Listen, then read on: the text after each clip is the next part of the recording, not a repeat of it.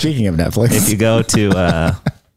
you go to, wait, what about Netflix? No, we'll get there later. Is there something about Netflix? I still wanted to talk about Damian Maya.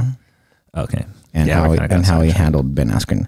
So some people are saying that the Askren trade for Mighty Mouse was the worst trade in UFC history. Do you agree or disagree? So far he got flying knee, knocked out, and choked, right? And his one win is super controversial because it was that Lawler win when he had that headlock, the bulldog headlock. Oh yeah, and he like didn't tap. And he didn't tap, but Herb stopped the fight. Yeah, and he was. I mean, let's be honest. In my opinion, I think Askren was going to get fucked up in that fight. After the way that first few minutes went, that first round, like before the stoppage, like he was exhausted. He was just holding on to that headlock for dear life. But he was fucking exhausted and wobbly, and I think Lawler would have fucked him up. I mean, it kind of shows that Bellator just doesn't have as good a talent, you know? Ooh, that's a bold statement. I mean, it not compared to the UFC. I mean, it's UFC. The UFC roster has the highest, like the best guys, for sure. Yeah. That's just how it's going to go. But Mighty Mouse was a stud, man. He had like 10 title defenses in a row? And then what? Why did they trade him? Jesus. Do you even know? Why did they train Askren? Yeah, why did they trade Mighty Mouse for Askren? Mighty Mouse was like, he was one of the most dominant champions I know, ever. but he probably wasn't getting a lot of viewers. But he just because he's small, you know. No, it's because he doesn't talk shit. He's a nice guy. He's a classy dude. Yeah. And then fucking Askren's over here just like, you know, boom, roasted every other day. Yeah, like, but it wasn't mean. It was just kind of funny. No, yeah, but he's a character. That's the point. That's what it's all about. So they traded a man that had 10 successful title defenses against another man who's just got some quirky humor. Yeah. That seems kind of stupid. I mean, like from what I've seen through like trying to market myself and my stuff that I'm doing, you see what is effective for getting attention online. And it's like a lot of negative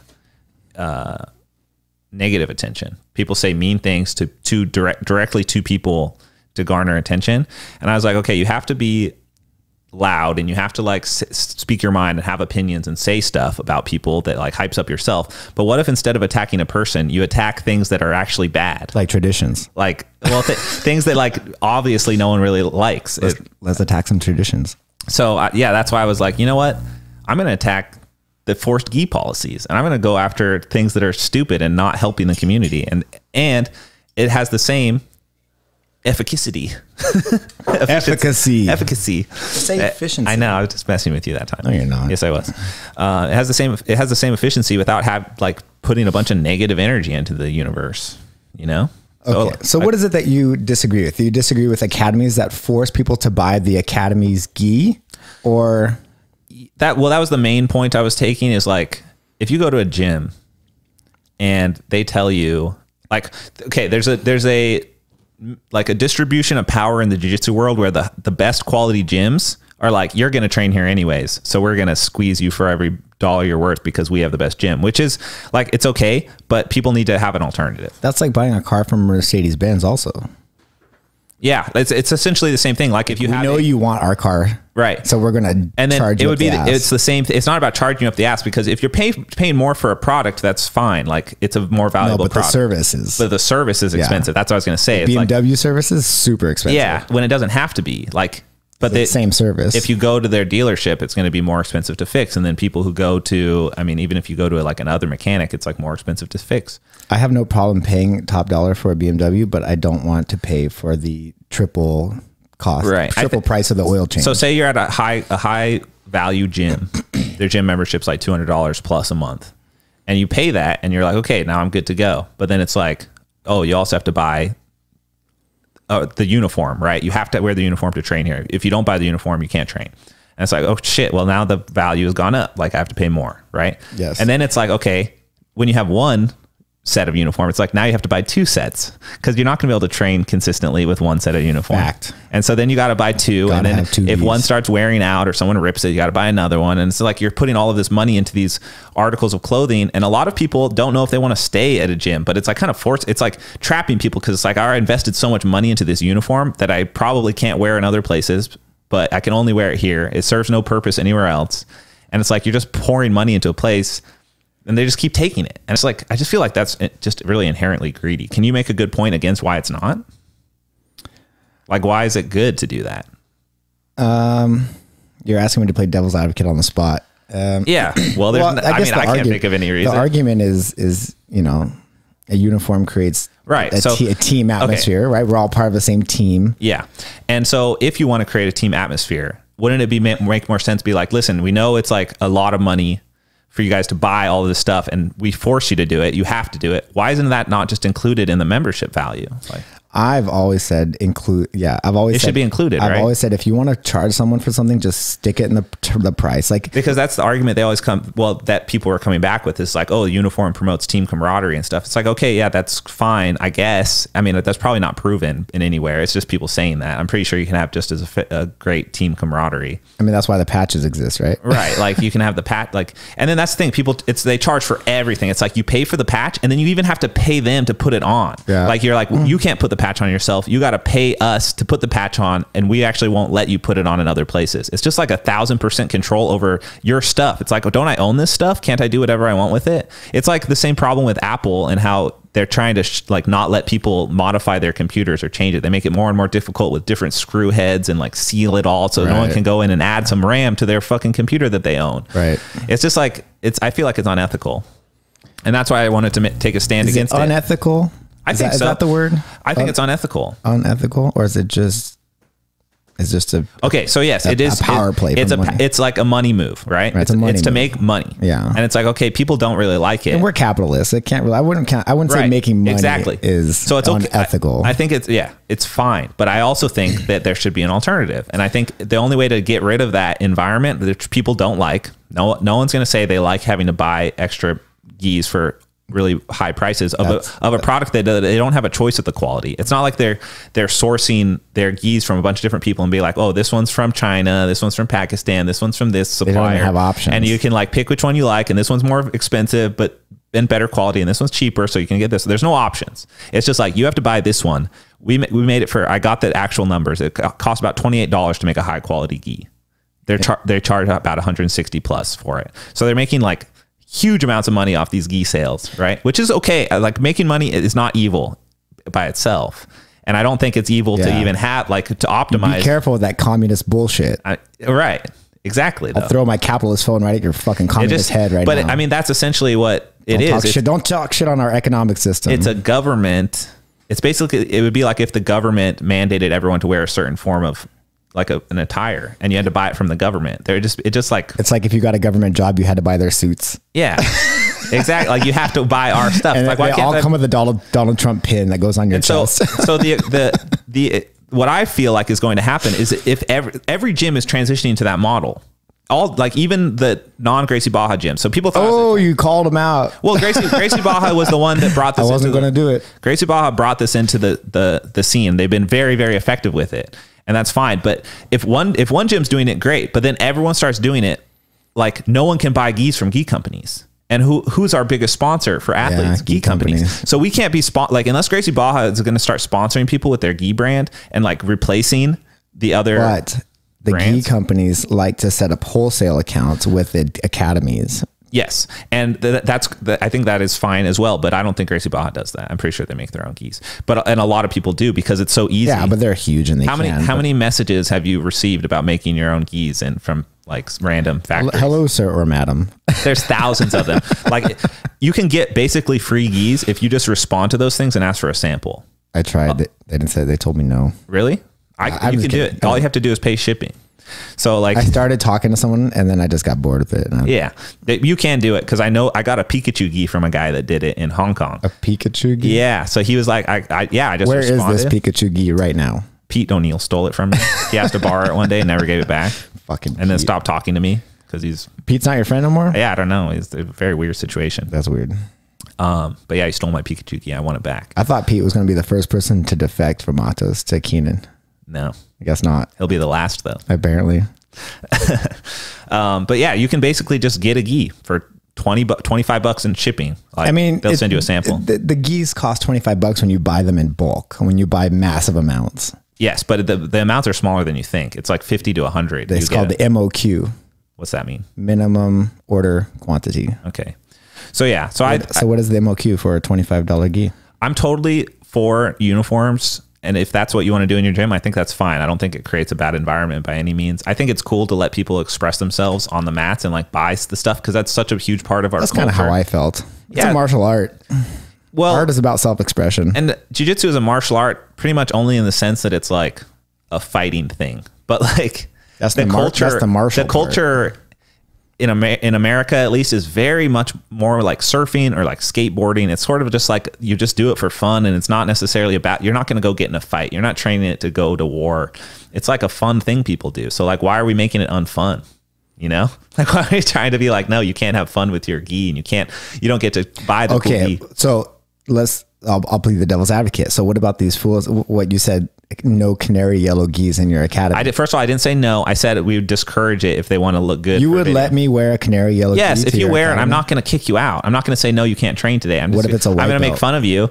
Okay, that's me. But what if it's a white belt? I would say the same thing. I'm like, I mean, it's fine if you want to wear that. No big deal. Seriously? Like, yes, I don't care. But you do care. Don't say you don't care. I really don't. You care. You obviously care. You're sitting here arguing about it. Don't say you don't care. You asked me if it would bother me, and it's like, no, I'm encouraging people not to. Alan, back me up here. He's contradicting himself. He's saying he doesn't care while he's making an argument for this. I'm arguing that people should be able to wear whatever they want. How is that backwards? I'm saying people should be able to wear whatever they want. So if someone wears a canary gi, they can do it. I'm saying. But you were just on with Miha the other day saying white, blue, black gis. Yeah, I said that we could encourage those. It's not that they're not allowed. It's not a rule. And someone else typed that in the text on Instagram. That wasn't me that typed that in the thing, and I need to change it. Okay, what about allowed? But everything is allowed. Even hot pink? People trained at my gym last night, and they had like, there was Otto's patches in there. There's Clark Gracie patch. There's like I wasn't all sorts invited of patches. to train last night. Dude, I know you're not going to show up. You never show up. What are you talking? I trained with you last week. That was 2 weeks ago. 2 weeks ago. Well, you're more than welcome to come, dude. I have mats down. We've been having unofficial train sessions. It's been a lot of fun. Cool. Yeah. But anyway, so yeah, the whole thing was I don't disagree with you.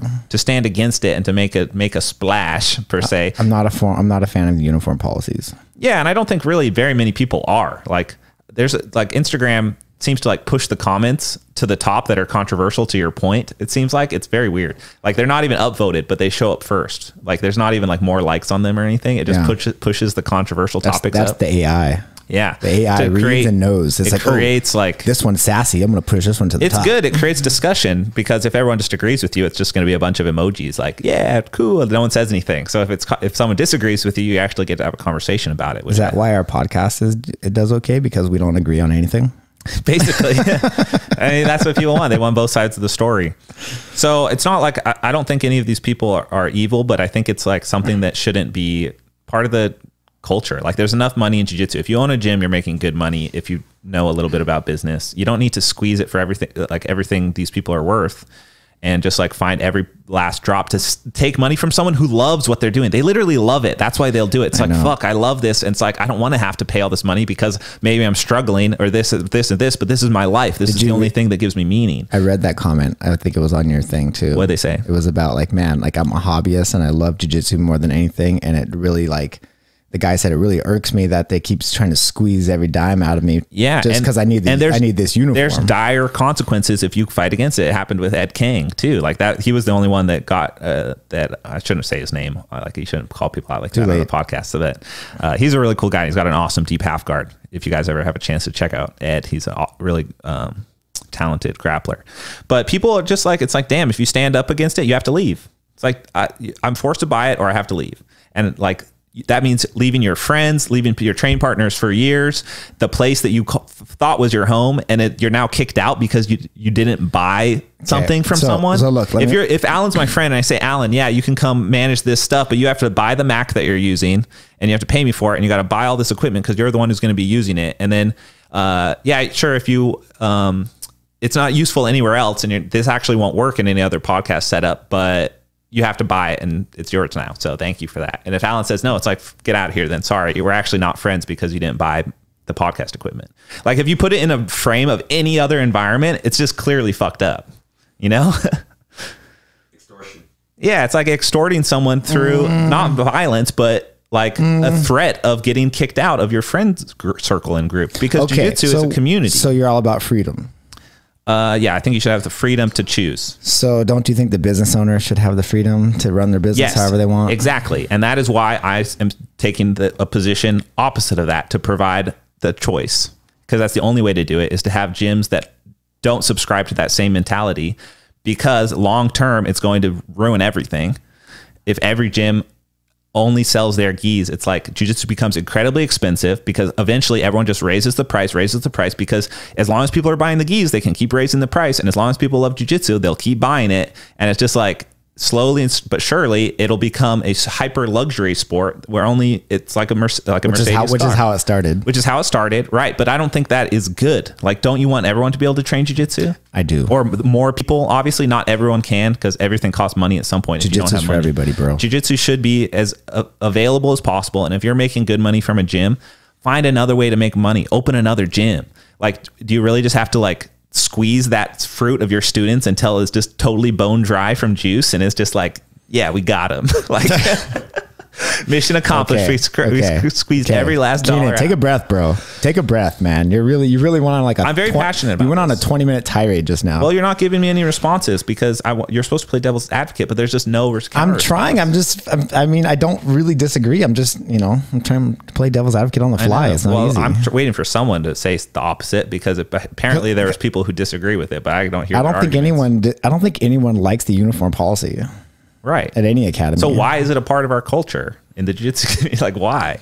If no one likes it. Is it really a part of the culture? It's becoming that. Most gyms that are opening now are enforcing uniform policy. I would be super curious to see a statistic.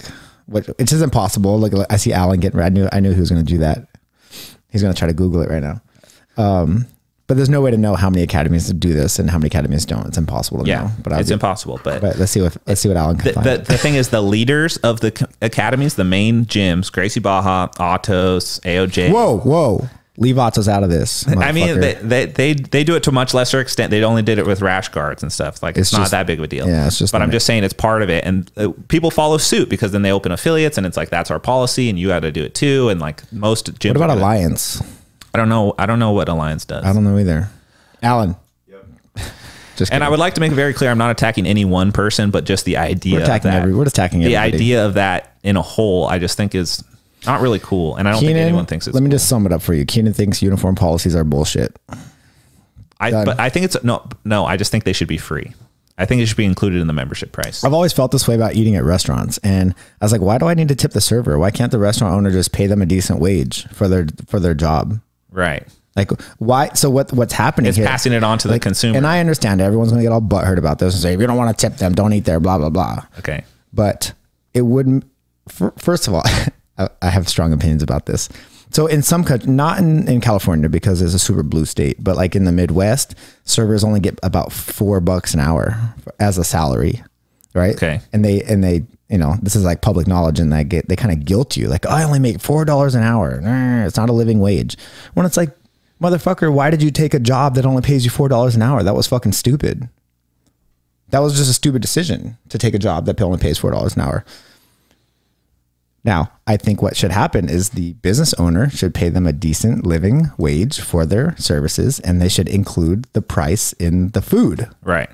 That's what everyone does. That's what all businesses do. Why are restaurants different? Yeah, it's just people are kind of caught in the past. Like, why can't they pay them $20 an hour and just raise the fucking price of the food and then get rid of the tip thing? Someone made a point. They said if the gi fees are included in the price of membership, then the sign-up fees will go up. But that actually intrinsically helps the capitalism of it, because now there's just you can basically just see what is more expensive and what you're getting versus someone who's cheaper. So like, if I'm willing to charge less for my gym membership, but I offer the same thing, it's like pretty clearly that it lowers the overall cost of jiu-jitsu, because there's actually competition with it. What I think most people complain about is the fact that they're required to purchase a gi that's super expensive when they can buy one on Amazon for like 50, it's a perfectly good gi. You can buy a Fuji gi for $50. Yeah. If you want it to be a white gi, they can buy a white gi. And that's what Atos does. If you want them to put the patch on it, you can put the fucking patch on it. Yeah. Atos lets you wear whatever gi you want. Just keep it white, which is cool, because it's more about like, we just want to be uniform and like look good to white belts coming in. And like, you can wear whatever brand you want. You just gotta have a patch. And I think that should be extended to the no gi as well. Like, and I will screen print an Atos thing on it. I will say Atos got super lenient about needing a patch. Yeah. They haven't actually given anyone a hard time. And because I think they know it, they would, because they had some backlash from the original thing, just making people buy the rash guards. Some people left over it, I think. I mean, I know one guy at least that did. And so I think they were like, yeah, you know what? Maybe it's not a good idea to force people to do things, which you shouldn't, you know? And they are like, Autos is the main gym in Southern California. You know, it's like the best gym to train at. Hey, can we quote that? Can we get that on repeat so I can play that? So far. Autos is the #1 gym in Southern California, even with the existence of Legion. Well, Legion doesn't exist officially till December 1st. Is that your opening date? Yeah. Everything will be like fully built out by then. December 1st. But a little pat on my back to me and the crew of people that helped me put this together. Before anyone even saw the inside of the gym or what it's going to look like or really knew where it was or what it was, we sold out on the pre-sale. Congratulations. So that means that it's like not. That means there's no more room for the rest of you motherfuckers. We have 100 people signed up already within like a week. Well, almost 100. There's like 5 left, 5 open spots left. So that was the pre-sale, was the first 100 people? Yeah. Well, congratulations. Thanks, my friend. So it's going to be cool. Do you have any celebrities? Are you going to tell me when you have a celebrity sign up at your gym? No, because Keegan Machado has all the celebrities. I could probably get Mario Lopez to sign up, even though he doesn't live here. We're homies. Did you see Ashton Kutcher got his brown belt? Yeah. Did you see all the hateful comments that followed it? No. Yeah, they're there. Why are people hating on that? I don't know. That's the question. I saw a funny meme that someone made about like, it was all the Simpsons characters holding pitchforks and burning sticks. And it's like, this is the jiu-jitsu community every time a celebrity gets a belt promotion. Why are they haters? Like when Demi Lovato got her blue belt, everyone was like, oh, she's probably a bullshit blue belt. She probably paid for her belt. The fact of the matter, you're all bullshit blue belts. Yeah. How do I break this to you guys? All of your blue belts are not really that valuable because it's not hard to get and you don't really know that much as a blue belt. Yeah. It's all bullshit. I think belts are bullshit. Or like the guy from Superbad. Remember he got a promotion. And then Russell Brand. Edwin actually does privates with Seth. Yeah. Yeah. So I think we really need to be way more supportive for the celebrities who get belt promotions instead of hating on them because, for sure, man, they're really putting it out there for us. Like they're trying to spread the jiu-jitsu love, and I think we definitely need to rally behind them. Yeah, it definitely, like they help make it an acceptable thing. It doesn't look like, wait, that they do karate. Like people actually think like, wait, why is Ashton Kutcher doing karate? What is this actually? And then they see, oh, it's not karate. How many badass celebrities do jiu-jitsu? There's a lot of them. A lot. Jason Statham, Keanu Reeves. Yeah, the best one was Demi Lovato. Guy Ritchie, the director. He was on the Joe Rogan Experience or the Joe Rogan podcast, and they're talking about jiu-jitsu, and Joe Rogan's talking about like how like, just so you know, guy, like I could kill you with jiu-jitsu. And Guy Ritchie's kind of like, okay. And then like Joe starts like talking about jiu-jitsu really seriously and like, you can do this and I can submit you this way. And Guy's like, yeah. You know what? Like I've been trained 25 years, so I kind of know how Guy to do said this. that? Yeah. Joe didn't know? Joe didn't know. He had no idea. Yeah, he had no idea. I bet a lot of people train under the radar. Yeah. And they probably just they don't post about it. It's their private life. Like they don't need to post about it. There's a lot of like YouTube celebrities too, like Mac Lethal, the guy who can rap about anything on YouTube. He trains pretty seriously and he's messaged me a couple times. So that's the only reason I know. Mario Lopez takes it really seriously when he's not injuring himself, boxing and doing other stuff. Yeah, man, there's a lot of them. They're everywhere. What about Michael Duncan Clark? Before he passed away, didn't he? Yeah, did he pass away? I think he did. Is that Mall Cop from the Green Mile? Oh, or I think who's the guy from humongous? The guy from Paul Blart Mall Cop. 2012. He passed away. I think he did jiu-jitsu. Can you Google that too? Jiu-jitsu? Yeah, I think he did. I think he was a purple belt. Anyways, they're everywhere, and the point. Like Ed O'Neill. Yeah, Ed O'Neill's an OG black belt. He's got like 3 degrees or something. Jiu-jitsu is on its way to becoming the national sport of America. Oh, that would be so and great. Everywhere. And I think it's just important that we try and guide it in a direction that isn't about, you know, making money off everyone who wants to do it. Like obviously you can make money and you should be paid for your skill and the value you're providing as a teacher. But I don't think you should be trying to make extra money off a shit gi that you just made for $28 because you can, you know? And when it's not, and then forcing people to not like forcing your students have a hard time. I have a hard time having a strong opinion about this because I don't have an academy. So I just don't know what it's like to run an academy. Okay. Well, I'm starting an academy and starting it and seeing the process of it makes me realize gis are pretty cheap and they could easily be included in the price. and it wouldn't be a big deal. So do you think it's fucked up that gi companies at least one free gi, like just give them one free gi or something. Like if you're going to enforce the uniform rule, give them something. It's like if they need more, they need more. Otherwise they can deal with it at home, washing it every night. But like give them something. Come on. I totally lost my train of thought just right now. I forgot. I wasn't listening to what you're saying anyway, so that's okay. Do you think it's fucked up that gi companies mark up the gis so much? No, because there's a lot of work that goes into it, and like a lot of gi companies really care about their product. Hyperfly, for instance, being close to Hyperfly over the years, and I'm not just saying this just because they're my sponsor. A lot of gi companies hold the same like they put a lot of effort into their work. Yeah, Tatami Fightwear puts a lot of effort into their gear too. Yeah, they really try and make improvements. That's actually a really great brand. They make a lot of improvements, and they try and like. I've always wanted to be facilitate the customer's needs. I've always wanted to be on Team Tatami Fightwear. Really? And guess what? You're on them now? Now I am. Congrats, dude. Hey. Yeah, I just signed with them a couple of days ago. Cool. So yeah, exactly. So if you're not against if you're not against gyms forcing people to buy their gis, then you should be, because that's one of your main sponsors, and it's direct competition to people who actually pay us for what we do. Yeah. Hey, what do you got? They're Michael Clark Duncan and a gi. Purple belt. I knew it. You could probably find a whole list of everyone that does it. If anyone's interested, you can. That guy's badass though. All the people who train jiu-jitsu. Have you ever seen The Green Mile? Long time ago, yeah. Super good. Guess what I watched last night? Tell me. The Game Changers. What's that? It's a Netflix documentary about plant-based diets in high-level sports. And I was convinced. I was wholeheartedly convinced. Now, granted, I was on an edible or 2 or 3. And sometimes when I'm on edibles, things seem like they seem like really good ideas. But now that I'm not edibled, I still think it's a good idea. Alan, did you hit record too on the OBS? Yeah. Oh, so guess what? So good. Oh, fuck, good man. If we were talking without recording. Well, I mean, you can still rip it from the YouTube stream, but. So what I've come up with, and look, and I was telling Alan this earlier, I don't really believe anything anyone says anymore, especially fucking Netflix documentaries. Okay. So I'm just going to try it for myself. I'm going to try it. You're going to go vegan? Not vegan. I'm just going plant-based, vegetarian style. I still like eggs. Yeah. And I like cheese. Yeah. And I like honey. So what about fish? I think you'll find you'll have to eat some fish, or you're going to lose a lot of muscle mass. It's very difficult to get enough protein for an athlete. See, you need to watch it, bro. Because the Game Changer says you are full of shit. Well, I tried it, and I was struggling. So maybe if you're educated enough and you are a good enough cook to like, I'm sure it matters what you eat. But what I'm going to do is no meat November. Okay. So if anyone, and right, today is October 30th. Yeah. Right. Tomorrow's Halloween. Friday is the 1st. So if anyone wants to get on board with me for No Meat November, we're going to create a hashtag, No Meat November. NMN. That's stupid.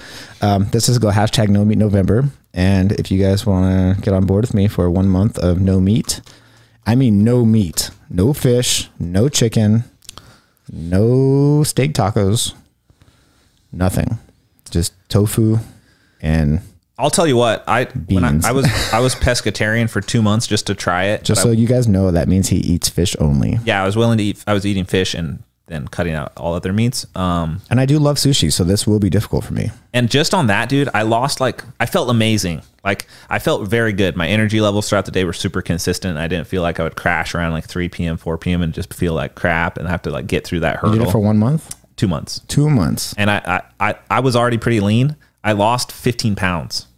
And I was like, why am I 185 when I used to be Maybe that 15 pounds was just animal byproduct that was sitting in your colon. It could be, but I definitely felt skinnier when I trained. And it was like I couldn't do a lot of like the pressure moves that I'd cultivated over the couple of years of bulking. One really interesting not an analogy, but example that they used was the Conor McGregor versus Nate Diaz fight. Okay. And I was talking to Crystal about it this morning. And I was trying to convince her, and she was like, "Is Nate Diaz plant-based? He's a vegan, right? He's a vegan. Yeah, he's vegan. And Conor is a hardcore meat eater. Okay, he had terrible cardio. And Conor, no, he doesn't have terrible cardio. Well, yeah, in that fight he did. But that's how he lost. He got tired, right? Nate just outpaced him. Yeah, and he got tired, and then he made that mistake, and then I think he shot on Nate, right? Which is crazy. I don't even remember. He got tired. He shot on Nate. Nate beat him up on the ground. That's what happened. And they even have Conor McGregor on this documentary saying like, oh, I made a mistake by trying to eat 2 steaks every day before that fight. Like Conor was really a hardcore meat eater. And I mean, there's dozens of examples, like the world's strongest man, right? He's a vegan. Is he? Oh yeah. Who's the world's strongest man? He's the champion. I don't know his name. I thought the Mountain's the world's strongest man. No. Who's the Mountain's dead, bro. He died in fucking Game of Thrones. He's fully alive. They killed him. The Mountain, the character of the Mountain is dead. Okay, but I don't think that's accurate that the world's strongest man is vegan. Alan, let's shut Keenan the fuck up right now. There's an annual competition for the world's strongest man, and the champion last year is Martins Licis. Is he vegan? I don't believe so, but you're talking about the guy in the documentary. Yeah. Right? Yeah. He won a bunch of competitions. That is cool. He was the world's strongest man. He was. I probably before he was vegan. Then he became vegan, lost his title. No, I mean, there's like countless athletes that they talk to. There's so many. Yeah. And they make a really compelling argument. So I would encourage. I have nothing against it. I think everyone should do it. I think it's good for the environment. It's like one of the single most important things you can do for the environment on your own is to not eat meat. So what do you got, Alan? So this is a guy. I'm just not going to do it. Yeah, he has the big chops, right? Patrick Baboumian. Yes, that guy. Yeah, so he does hold some world records. Okay. Patrick Baboumian holds some world records. Correct. But formerly. Yeah. Prior to. I think he holds some. I'm sure he still has some. Yeah. Does prior mean before or after? Prior is before. Yeah, prior to his veganism, he was world champion. So, anyways, like I said, I'm not gonna take some stupid documentary's word for it because I know all documentaries have some bias, and I just don't. I'm just gonna try it. I'm gonna try it for myself. I'm gonna see how I feel. I'm gonna do it. No meat in November. So get on board. I think you'll feel really good. I think you're just gonna lose some muscle mass. I want you to try and keep your muscle mass. Okay. That's the goal. Okay. So try that. Measure your weight before you start, and then at the end, see where you're at. I'm going to measure my weight the second I get off this microphone. There's no scale in here, this house. But you don't have a scale in your house? I didn't change the batteries in it. It's dead. What kind of a jiu-jitsu fighter doesn't have a scale? This one. That's because you're the guy who doesn't cut weight. You're retired. I'm not retired. I will be hitting it harder than ever. What's your next competition? Pants? Probably like Europeans or something. You're going to do Euros? Mm-hmm. So you're going to start training in December? Yeah. December is when I'll have Euros is tough, man, because you got to train through the holidays, and that's no fun. That never bothered me. I never understood I like training. It's the food, man. You got to eat all the. It's all the good. Delicious. See, that's the thing. I don't care because I'm not going to cut weight, so I just eat whatever. Okay, but eating shit food does affect your cardio. Yeah. Agree or disagree? Like really shitty food, but like cheesecake. Good home cooked Christmas food is like that's not bad for you. That's good for you. Depends on how much meat you eat. I feel great when I eat a lot of meat. I feel like as long as I offset it with Bang. Oh my God. That's the key. I just eat an entire like turkey leg. How many of those bangs the night before a day? A singular bang. One bang per day. Yeah, and sometimes I split it up, or I'll just drink half and then not drink the other half, and then maybe like have some black tea or coffee later. So 7 bangs a week. No, I take days off for sure. This is buzzing when I touch it. What's going on? Yeah, it's connection. And you got to keep your laptop away from the cables. You think that's what it is? I think it's because I'm touching this cable. Maybe. But yeah, Bang. I can generally like. They don't sponsor me and they won't sponsor me. I've tried. I've gotten in touch with them a few times and they just say that I'm not like right for their demographic. They said that? Yeah, basically. I've messaged them. I've had other people message them and they're just not interested. They want hot chicks. They want manly men. But my life has significantly improved since I started drinking Bang. And that's like a crazy endorsement to give to a product that doesn't pay you. But the amount of shit I get done in the 4 hours after drinking a Bang is like insane. Like I get so much done. You know who else says things like this? What? Meth addicts. I mean, caffeine is a very like. I'm so productive when I smoke this meth. You know what I think it is? This is my theory. I've been drinking normal sized coffee portions for my entire life, but I'm not a normal sized human, and so I've been drinking the same amount of coffee as like what Alan would drink, but I'm like 100 pounds heavier. How much is normal? What do you think is normal? You know, a cup of coffee, 2 cups of coffee a day or something. I drink 2 every morning. 2 full cups? Yes. Like you drink like one, this, refill, like right drink another one? Like this. So there's about 90 milligrams of caffeine in that thing. Maybe. Average American drinks 3.1 cups of coffee per day. But what's a cup? Like it's like 90 milligrams, right? Like 100 milligrams? We're talking, it's 8 ounces, but how much caffeine is in a cup? Okay. My guess is like 90 or even 60 lower for like a normal cup. I'm just saying my coffee is plant-based and your Bang isn't. I'm sure the caffeine is definitely sourced from green coffee bean extract. 95 milligrams per cup. 95 milligrams. So you drink 2 cups, that's 200 milligrams. So I'm slightly bigger than you. This is only 300 milligrams, but it's like proportionate to my body size, which is why I think I'm getting more shit done. Cause like I'm getting the right dosage of caffeine now. I think 400 is considered a lot for one day. 200 is. Yeah. You're not supposed to have over 400. That's like dangerous. No, it's just like it's probably not, your adrenal system can't recover properly. And you like over a course of time, you'll develop a tolerance to it. That has to be reset by like a week of not drinking caffeine. And so if your adrenal system is under stress like this, you can't explode. You can experience adrenal fatigue. So this is not good for jiu-jitsu competitions because we need that adrenal. Yeah, you should definitely take time off if you want that caffeine boost to work during a jiu-jitsu competition. You should take a few days off or a week off. That's a good thing. You know, I'm fighting Murillo in 10 days. Did you know that?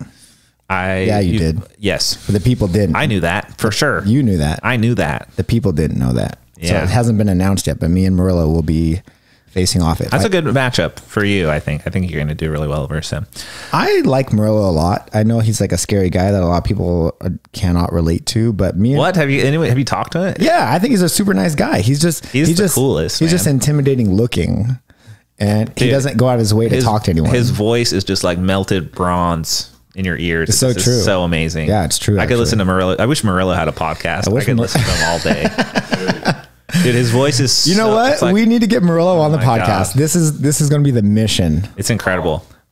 Can we call him? I don't have his number. Actually, I do. Do you have his phone number? I don't think I got it when I was training there. But in the future, we should try and get him on. Maybe when he's out in California next. My dear listeners, we have a new thing that we're going to try out today with our new podcast box. Let's figure out how we're going to do this. And we're going to try to take callers. Yeah, and the only way we're going to do that is if you send us your number privately, because we're sure as fuck not sending our number, because we're not going to put the number out. So let's read some chat messages real fast and just see what we kind of missed, and then we got to sort through the bullshit. See who's not like a jerk. Yeah, don't be a douchebag. Someone here donated $5.50 and says, shout out to Keenan Online, I win everything now.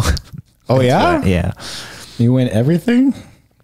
We should a lot of talk about caffeine because we were just talking about it. All right. If anyone wants to, let me see if I can like send us a private message somehow. So how about Spider coming up on November 28th? Are they really paying $100,000? I think it's 80,000, 100,000 total. Oh, like second place will get 20 or something, or something like that. Yeah. Okay. Like total prize for all podium. Yeah. I really wanted to do that event, but I just haven't been able to train. I think it's disrespectful to show up to a lineup like that without training hard. I agree. Don't be disrespectful, Keenan. Yeah. Like I never understood why people pressure you to compete when it's like, I can't right now. I can't, I'm not in a position to just go show up and not be fully prepared. To be honest, I'm perplexed by why anyone pressures us to do anything. Like, how about we just let us live our lives how the fuck we want? I'm a fucking adult. Have you seen the internet? It shows exactly that entire. Why do people feel compelled? I mean, I guess I make suggestions to people when I write Instagram posts, but I don't tell people how to live their lives. I just tell them like, hey, work harder. Have you noticed that like the whole being loud and obnoxious to get attention has transitioned to all forms of media on the internet, and the news now is just nonstop, just like ramming the most controversial point in that they can every single day. Are we talking about jiu-jitsu or the media in general? Everything. Yeah, media in general. Yeah. You can't even get reliable news anymore because it's like all of the companies are like, we need more. We're a corporation that needs money, so we need the most clicks possible and don't really care about like the actual journalism aspect. You're just realizing this? Well, I only recently started paying attention to it. That's the thing. I took an entire course in college on this. Yeah. On bullshit news. It's crazy, man.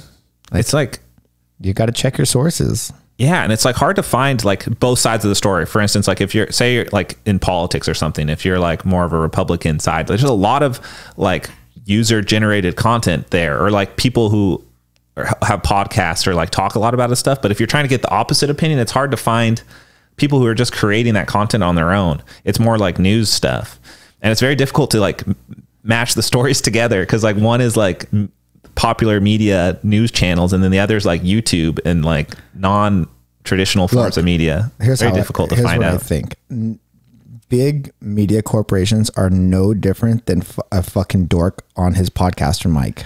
Like, right? They have their agenda, they have their opinions.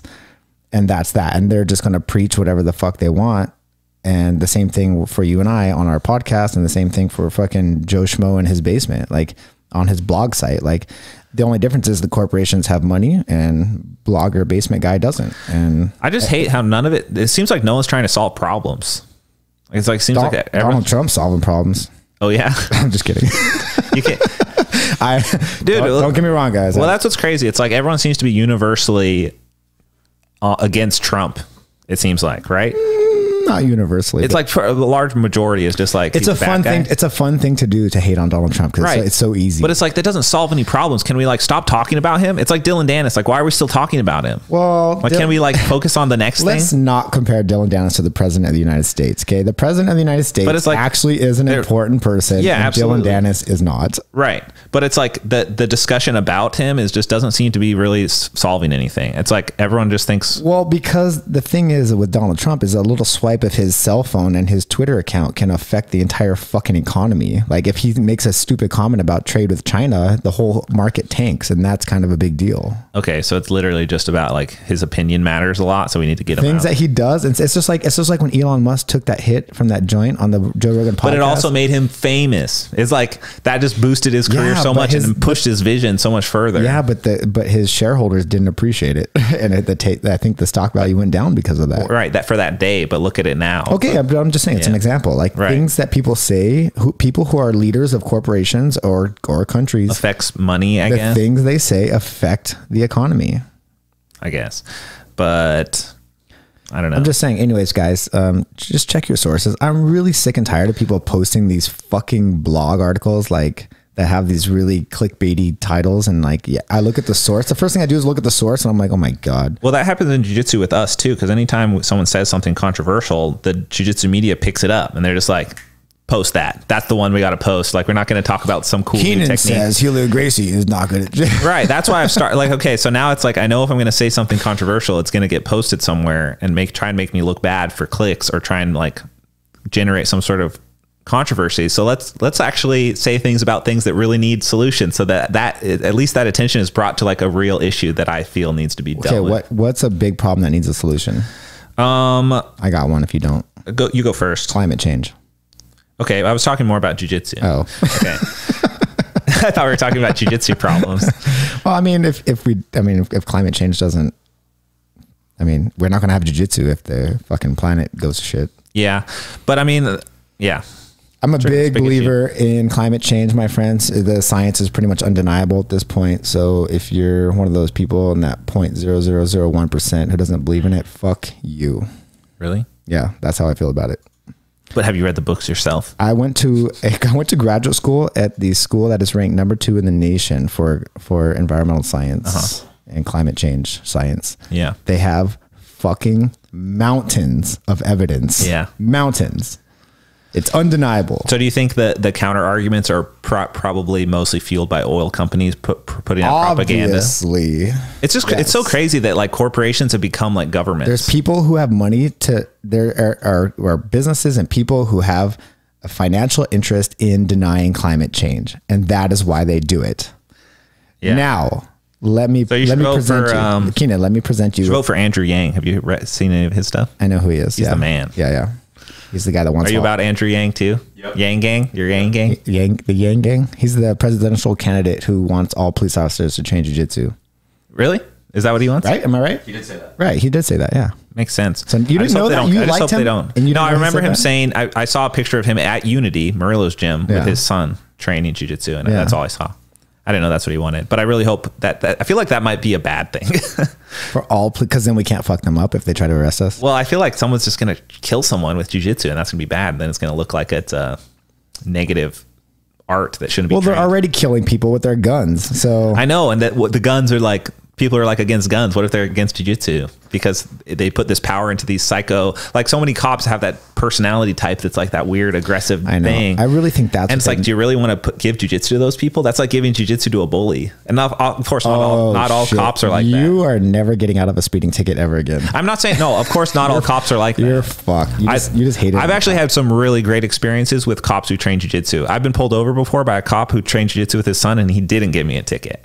So like, my experience so far with jiu-jitsu cops has been awesome. But there is, of course, issues in every institution with people. There's just bad, like bad every people institution has assholes in every institution. Yeah, I'm not against that. Oh, no. The comments already are doing the clickbait headlines just to mock me. But I mean, it could be a thing. I'm just saying hypothetically, maybe if someone actually accidentally gets killed with a rear naked choke or something. I don't think a cop is going to kill someone with jiu-jitsu. I just don't see that happening. It's unlikely, but they could definitely give them brain damage. Like, how long do you, okay, here's a question. How long do you have to squeeze a rear naked choke after someone goes unconscious? How much longer you got to squeeze it till they die? It would actually make a lot more sense to teach cops unconventional jiu-jitsu like lapel guard and worm guard so that they don't kill people. It's a less dangerous version of control. Oh my God. No? Shameless shout out. No, but seriously, serious question. After you choke someone unconscious, how much longer do you need to hold that choke until they die? Because I really hate it when I watch a movie and they choke someone to death and it just clearly was not long enough. The problem is I think after about 10 seconds of loss of consciousness, you start getting severe brain damage. And it's just a spectrum at that point until complete vegetable mode, but you're still alive, and then death. So what do you think? 20 seconds? Probably like 40 seconds. 40 seconds. 40 seconds to a minute is probably. The unfortunate part is we can't actually test this. I think that's fortunate that we can't test it. We shouldn't find that out. If anyone has any insight on this, if they've ever choked someone to death, I'm sure you could probably look it up for like autoerotic asphyxiation deaths. I bet it's been recorded like on video somehow. Oh yeah, for sure. Like when someone was found and then like how brain dead they were. Do you want to explain to the listeners what that is? Nope. I don't. Like people that are trying to hang themselves on their tippy toes, right? Just to get just enough choke and then they slip. This is not funny, dude. This is a very serious thing. And suicide deaths have taken over and are now the main cause of death in the United States. Suicide. They're not the main cause of death. Heart disease is no, it is not anymore. Suicide and drug overdose together are the main cause of death. I don't know about individually. So you're saying like self-inflicted death? Yeah. With the drug overdose. Alan, can we get some clarification on that? Because I don't think Keenan's right. It's true, man. And I think it's heart disease. And you know why it's heart disease? Because meat eaters. I think the overall health is going up of the United States because there's so much education about it, and Instagram probably has a big part in that of all the fitness models saying the same stuff about general health knowledge. A big point that they brought up in that film, The Game Changers, is they were talking about, look, we were taught decades ago, not even before we were born, like what do you got? So we're talking global, right? No, United States only. Oh my God. Well, heart disease in the United States is going to be higher anyways. We're a steak eating nation. This is great. We can ask questions and like we're uneducated, but we can always just consult the internet. So guys, we have the proof. We're going to adapt to the relevant evidence and change our opinions based on. Before I get into that, brain damage is not permanently possible according to some studies. What? Okay. You can recover from brain damage? No. From rear naked chokes, that's not possible. So how's that possible? How's that not possible? That's what it says. Who says this? Check that source. Dr. If it says freethought.org, I'm going to freak out. No, it's citing some studies here. We'll look into that later. Let's just stick to what we want to learn about. Right, heart disease versus... Heart disease is number one. Thank you. Okay. 23% of total deaths. 23%. Okay, so is it second and third is suicide and drug? No, cancer is number 2. Where did I see this? How did you forget about cancer? The chat was agreeing with me. The chat doesn't know shit. Sorry, guys. Now I'm going to Google it myself. I'm sure you guys know something. If you don't like a stat online, just look up a different stat. So true. Keep talking, Josh. I'm just saying. Myself. Yeah, no, cancer. So I'm directly on cdc.gov. Yeah, the CDC is legit. Okay. They're Democrats. We can't trust them. I'm just kidding. I'm a Democrat. Everyone else, see, based on your opinions, everyone's saying you're a Republican. No, I'm actually a hardcore liberal, guys. I'm just not a fucking sheeple. I have an open mind and I know how to think with my brain as opposed to with my dick. Because I know someone is going to ask, what else would you think with? Well, obviously some guys think with their dick. I think with my brain and my dick, depending on the time of day. Bro. Okay. So heart disease number 1, cancer number 2. So number 3 is unintentional injuries, and that includes alcohol, drugs, car accidents. Car accidents, exactly. All right. I guess I misheard something.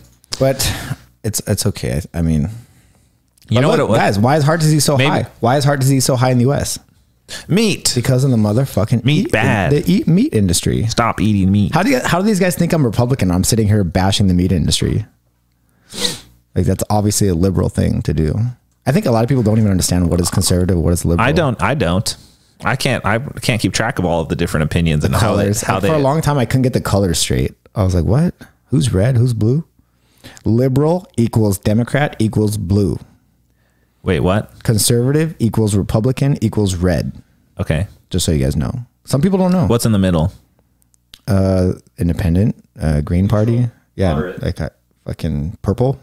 And like, what is each blue and one? Red together is purple, right? What does the red side stand for? What are like their main points? Oh my God, are we really talking politics? I don't know. I'm curious. I feel like everyone should be educated about that. It's a bit controversial because I think the Republican Party is a bit hypocritical because they believe in small government, right? Less government interference in personal lives, but they also want to tell you what you can and cannot do with your body, which is confusing sometimes. Okay. So like they want to say like, so it has sort of a religious, like they're anti-abortion, right? So, and and I'm not saying I'm for killing babies. I'm like, sometimes they're against contraceptives too. How dare you? You know, they're against birth control. They're against Planned Parenthood. And, you know, Planned Parenthood, like 90% of what they do is not abortions. Like they do a lot of just general sex education, health education type stuff. And there's probably a very good argument for why that's super important. Yeah. I mean, resources are useful. And but then it's like, I've also listened to some of the conservative side. We shouldn't talk about this. I know this is going to spiral out of control. The listeners are going to start fucking sending us hate mail. Like this is a danger. Yeah. Politics and religion are just like untouchable. Like we just can't talk about them because you guys get too angry. I'm giving the general beliefs behind each party. I will say both sides need each other. Yeah. We need balance. We need balance. Absolutely. Truth and order. Yeah, we need balance without a doubt. I would be a big fan of like a multi-party system, you know, where different parties need to work together to create a coalition. So the problem is we have this whole like who can first past the post, right? So basically who can get enough support and they win the election. But like in a lot of European countries, they have multi-party systems and the parties have to team up together to make a majority because they're too small. Let's say if we have 5 political parties and they all have 25% of the electoral support, they have to team up. 3 of them have to get together to make 60%. And then they, as a team, a coalition, they can run the government. Okay. So I think this is what I think is going to happen, tying it back into jiu-jitsu. As automation increases and people lose their jobs and it becomes more like, well, what do we don't really have to do anything because robots do all the work. I think everyone is just going to start training jiu-jitsu only. And that'll just be like the work of humans. So it's like everyone's on UBI, the robots do all of the labor, and we just have fun and play video games and do jiu-jitsu. And everyone is happy. And then we go to Mars. I was just looking at a list. I think that's the route that we should take. I was looking at a list of professions that are on their way out, thanks to automation and AI and computers. And I think lawyers right up there at the top. Damn, that makes a good point. I just filed an LLC with LegalZoom like a couple weeks ago. You know, I'm dealing with some lawyers right now too, and me and Miha were talking. We were like, damn, it's like inefficient to talk to these lawyers. Like, let's just get the documents from LegalZoom. He said the same thing. Yeah, damn, that's true. And then the big issue is the truck drivers too. Automated trucks. Yeah. That's Andrew Yang's whole thing. Well, and look at a train. A train is massive, driven by one guy. And I'm just going to keep tying this back into jiu-jitsu every time we talk about politics. You can't automate jiu-jitsu. Is Keenan Online kind of automated? What if you fight a cyborg? Oh shit! I guess you could just have a deep fake just reciting knowledge. Do you not have a website full of courses? But I mean, the actual training. If you want to train, you can't train with an AI. I fucking got your number today, dude. Everything you say, I got an answer. That's why we're on the show together, dude. That's why. No, but of course, like you need people to run. You need people to train jiu-jitsu. You cannot train jiu-jitsu by yourself. What are some other things that a computer can't do? It can love you. Computer can love you. You can have sex with it, probably. Oh man, I wasn't going to say anything sexual, but you just did. So I was going to say. So like, what is left? It's just like actual human on human body contact. Yeah, could a sex robot also do jiu-jitsu? But there's also the sex dolls. Right. Like, could you think you could make I guess you could make. The sex dolls are kind of a thing. Dude, I feel like an AI jiu-jitsu sex robot would just instantly snap your neck with like some sort of hyper speed. Well, movement. I think what's happening is the computers are helping design the sex doll to be super realistic. Okay. So you're not fucking a cyborg. So what about this? The doll is so dead. like, because the goal is to like create this copy of humanity in an AI form with like robotics, a robotic real looking human, which I don't know why we want fake humans running around. It doesn't really make sense. Like when we have real humans, like why? Just to do it for fun. maybe they'll be so anatomically correct that jiu-jitsu is the only way to fight them when they do turn against us. And our head start on jiu-jitsu learning will actually save us from the robot overtaking. I would hope that if we design a robot, we can design it with not very powerful hydraulics so that we can overpower it. Like just make it weak as fuck. Well, you can't you can't really give it any sort of ability to physical power, physically do anything, because it'll just improve itself. It'll just be, if you make one that's weak, it'll just be like, well, we're just gonna make tools that can make us better. We have to give it block hands, so it's super awkward and can't do anything. It's like trying to fix itself, but it can't because it has block hands. Yeah. Like if you give it really intricate tentacle fingers, you're fucked. We just have to hamstring all the robots, so they just can't really do anything. I think they just need their joints need to have not very powerful hydraulic pumps so that we can easily just kick the shit out of them and break them into pieces. But that's not the real threat. Is the threat of just like the quantum computing AI that can just, of course, instantly is just like, wait, take over the internet. We solved all this shit. Why are you guys even here still? Let's just go do some other stuff. I got a question for you. Okay. Do you fear putting all of your life savings into the market, or do you save some cash? Like I have a safe that has like some cash in it because I have always in the back of my mind, I'm a little bit afraid of complete economic system collapse. Okay. But even then, if that happened, would cash even be relevant? Or would people say, no, fuck cash? It would go back to precious metals and stuff. It'd just be guns. Like guns and things of value. I think buying a lot of guns would help store your cash. But no, I put almost 100% of all my savings into. You just convinced me to go buy another gun.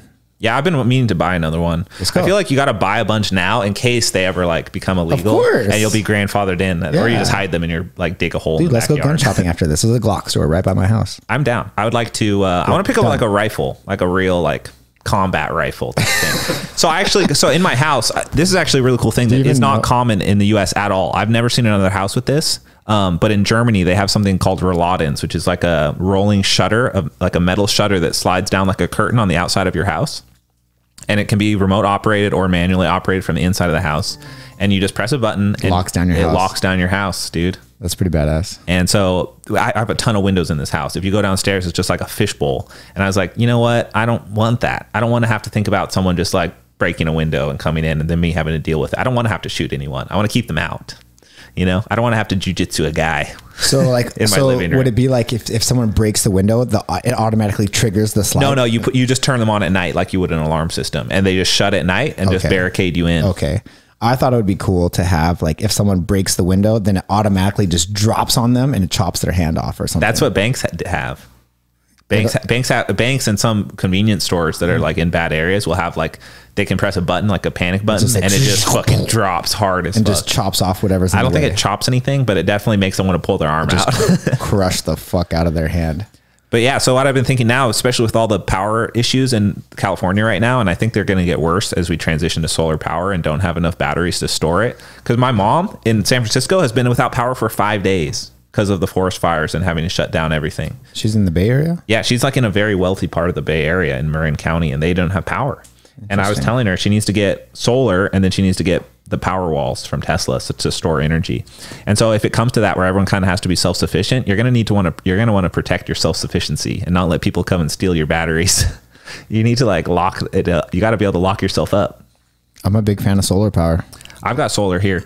I was forced into buying it though with the house. I didn't have a choice. I just had I tried to apply for a home loan and I can't because my student loans have my debt to income ratio out of whack. That's so sad. And it's only $300 a month. It's like nothing. It's negligible. I can literally do one private lesson and pay for that. But because it exists. But because the debt exists, it makes my income to debt ratio out of control and I can't. Insane. And you don't you use that knowledge in your day-to-day life, but not for your work. Yeah.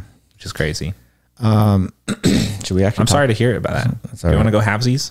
You want to buy a house together? I'll sign for you. I'm pretty sure you cannot take on another big loan like that. Considering I can open an academy and no, that's actually good. It's like shows as long as you make your payments on time. It's like leverages it. I wish I could say something right now, but I can't because co-sign for him. No, I don't need that. I'm not going to co-sign for Josh. Fuck no. Never in a million. I would never let that happen. I can add you to my line of credit. We need to get back to jiu-jitsu, bro. So look, I'm looking at the Spider Invitational brackets, and they're not the brackets, but the list. It's pretty fucking savage. I like talking about this stuff because I never got to be an adult. I was an adult for way too long, and I like to talk about jiu-jitsu. I like talking about adult stuff because I didn't know about it for so long because I've just only done jiu-jitsu my entire life. Keenan is completely self-educated from YouTube. Dude, I've learned so much on YouTube lately. It's crazy. I finally stopped playing video games and just started studying cool stuff on YouTube, and it's changed my life. I love it. I never want to go back. It's such a waste of time to play video games compared to what you can learn. That on sounds the like a Gary Vee video that I was watching the other day when he's like, what the fuck are you guys complaining about? You probably pay Madden for 4 hours a day and you're complaining that you don't have enough money. Shut the fuck up. No one gives a shit. It's so true, dude. I love Gary Vee. It tells it how it is, man. And then the stuff I've learned, and then I apply it to my life, and it helps me a lot. And I'm actually like making more money, or like learning how to manage people, or like doing stuff that I've actually real world applications. And I tell jiu-jitsu guys like, hey, what you're doing is like, it's not going to help you in the future. Like you should like set something up, like do this or like do this. Yeah. I know you always tell me what I'm doing is wrong and that I need to That's not true. Your recent idea, I was fully on board because it's an awesome idea. And it is working. An awesome idea. So you want me to tell everyone about it? If you want more clients, sure. I really don't. I'm kind of maxed out. Yeah. You should probably just chill. You could start like a wait list though. Yeah. So basically what I did, guys, is I started mentoring people online for competition preparation. So I don't want to say it's online coaching because I really hate that phrase, but I basically took on 5 or 6 people. They're kind of staggered. So it's like 2 started one week, 2 started another week, and it's an 8-week program. And I'm just helping. These are people who don't have a competition team to train with, right? They're people who train, who work all day. They train in the evenings with their evening class, and they need some guidance on how to prepare for their upcoming competition. In this case, it's Nogi Worlds. So I started the program 8 weeks out from Nogi Worlds, and I basically designed their training rounds for them, tell them what kind of rounds. And you are one of the most decorated Nogi World champions of all time, right? I am the most decorated American. I mean, it depends. I mean, you can argue Gordon won the open class, and but I'm the only American with. But you have the most medals. I'm the only American. No, me and Lovato are still tied for 3. You got to do it. So why aren't you doing it this year? But mine were consecutive and his weren't. Oh, okay. So I had 3 years in a row. He didn't. That's all. The asterisks. I'm not trying to take anything away from Lovato. He's a savage, and he kicked my ass at Fight to Win. Oh no, but so yours are consecutive, but he kicked your ass. I mean, he didn't kick my ass. It was a good match. It was good, and he's like twice your size too. Not twice, but yeah. I'm gonna make excuses for you. No, I don't need it. I don't need it. I like Lovato a lot, and him and I get along really well. So I have no problem saying that he beat me because he legitimately beat me. So what you're doing, I think, is really cool because it's like a high price point thing that adds real value to someone's life, and it's for someone like you that doesn't want to own a gym but have a lot of knowledge and input to give. I feel like I have a lot to give people for tournament preparation. And you deserve to be paid for that for sure. Just don't force them to buy your other products. I don't force anyone to do anything. Like, okay, you can sign up for my program, but you also have to buy my shirt and wear it every time. So yeah, it's not cheap, but it's like equivalent to 5 private lessons. Right. You know, that's basically what it is. But they get a lot more. I'm coaching them for the whole month. Yeah. I basically message these people every freaking day. It's like buying a package for private lessons, but instead of it being jiu-jitsu, it's like get Josh in your ear. It's like there's 2 things. There's like life coaches and there's jiu-jitsu coaches, and then there's jiu-jitsu life coaches, and that's what you've become. Hey, there it is. Your jiu-jitsu life coach. No, it's going really well. To be honest, I'm having a really good time with it, and I really like my clients, and they ask me really good questions, and they send me their training videos, and I watch their videos, and I give them feedback. And I thought, to be honest, at first I was a little nervous because I was like, oh, what if I don't have enough to give them? But after I watched their training videos, I'm like, oh my God, I got so much to give you. Right. That was just taking a stab at them. I was just kidding. They're actually really cool. And I really enjoy doing this. And I feel like I'm helping them. And I feel like we're both getting value out of the agreement. And I like it. Yeah, I think it was a really smart thing to adapt to in your position. I think I'm going to run 3 of these per year. I'm going to do 1 for Nogi Worlds. I'll probably do 1 for Pans or Worlds, not both. And then I'll probably do 1 for Master Worlds. And every time it's going to be 8 weeks, an 8-week program.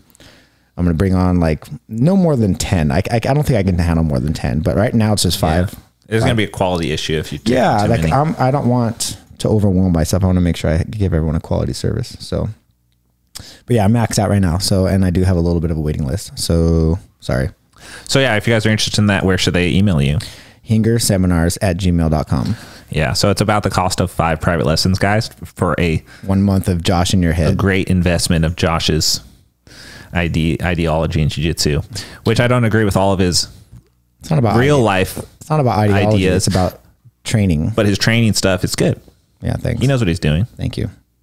So I got a question for you about Spider Invitational. Okay.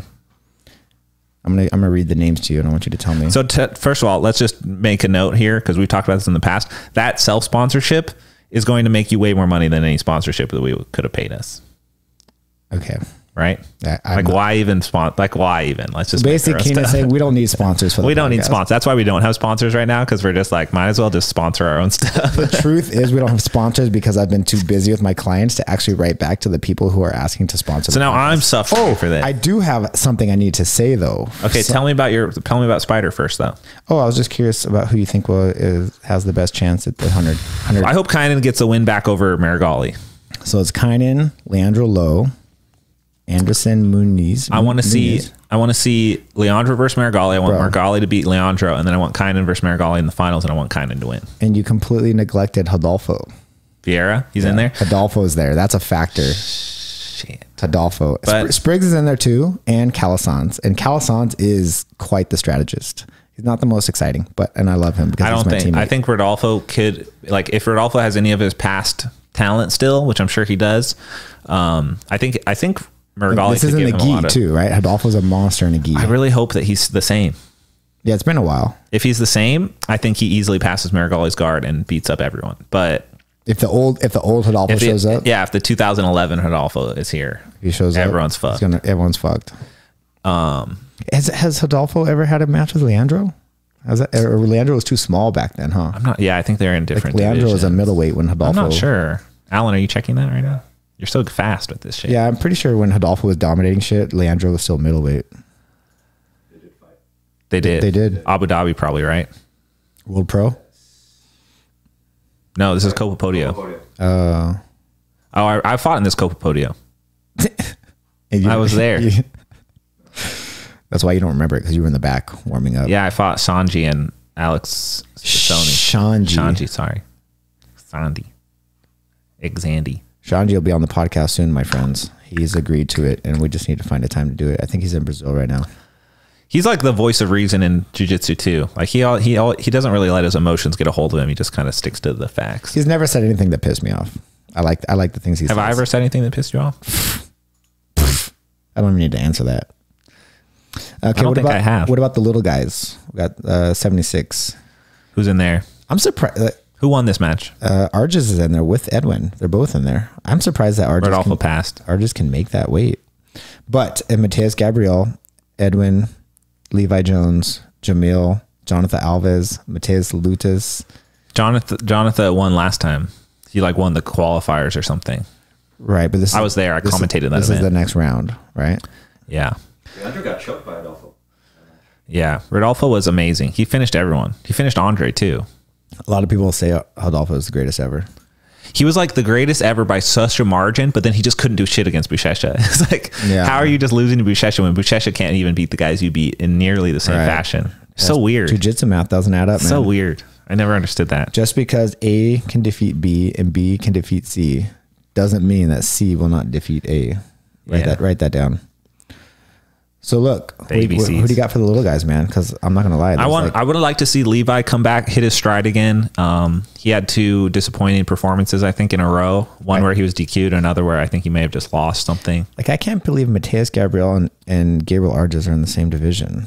I just feel like there's such. Gabriel Arges he's fighting in the lower division. Yeah, Gabriel Arges is a absolute joy to train with. He's so technical. It's so fun to train with him. I had to fight him. I didn't get to train with him. I trained with him, and it's like me and his styles were just created just an awesome chess match. The perfect storm. It was so fun. Yeah. The perfect storm of skinny legs flying everywhere. Yeah. But and then neither of us get stuck on a position. We're just like, it's not working. We'll move on. Yeah. And it just created a really fun experience. I think Mateus Gabriel is going to be difficult for everybody. I don't know who that is. He's from Marcelo's? He's Checkmat. Why the name is so? I know the name. He won Pans. He won Worlds. Maybe that's why. Oh, he won Worlds. Dang. Did he win Worlds? I'm pretty sure he did. He won Pans, and he definitely did really well at ADCC. I think Gabriel probably has the best chance of winning. I think Levi is my favorite that I wish would win. What about Jamil, bro? Jamil's always a factor. Jamil's a lot smaller than those guys, I think. Jamil's very amazing, but he's pretty tiny for the rest of the guys in that division. So this weight is what, 170, 77 kilos is 170. So this is like 180, 168. 167.5. 167.5. Gabriel also won. So that's like, Checkmat Jamil fights like feather or light feather or something. Right. And then he's fighting in lightweight now. But Levi is a lightweight. Gabriel's a lightweight. Well, Gabriel's a middleweight, so he's going to be much bigger than those guys. Gabriel will be the biggest one for sure. Gabriel's trying to get up to middle heavy, so I'm surprised he's making this cut back down. Jonathan Alves is always super strong too. He's tough, but I don't think he has the ability to beat Gabriel. Unless Gabriel's like totally sucked out from a cut. Jonathan will be small too, because Jonathan fights in Kennedy's division, right? Okay, yeah, so he's pretty light. They're like featherweights. But I mean, at the lower weights, you don't really see the weight difference have as much of a factor. I feel like. I agree. They like the lighter guys. Just their guards are really hard to pass for even the slightly bigger guys.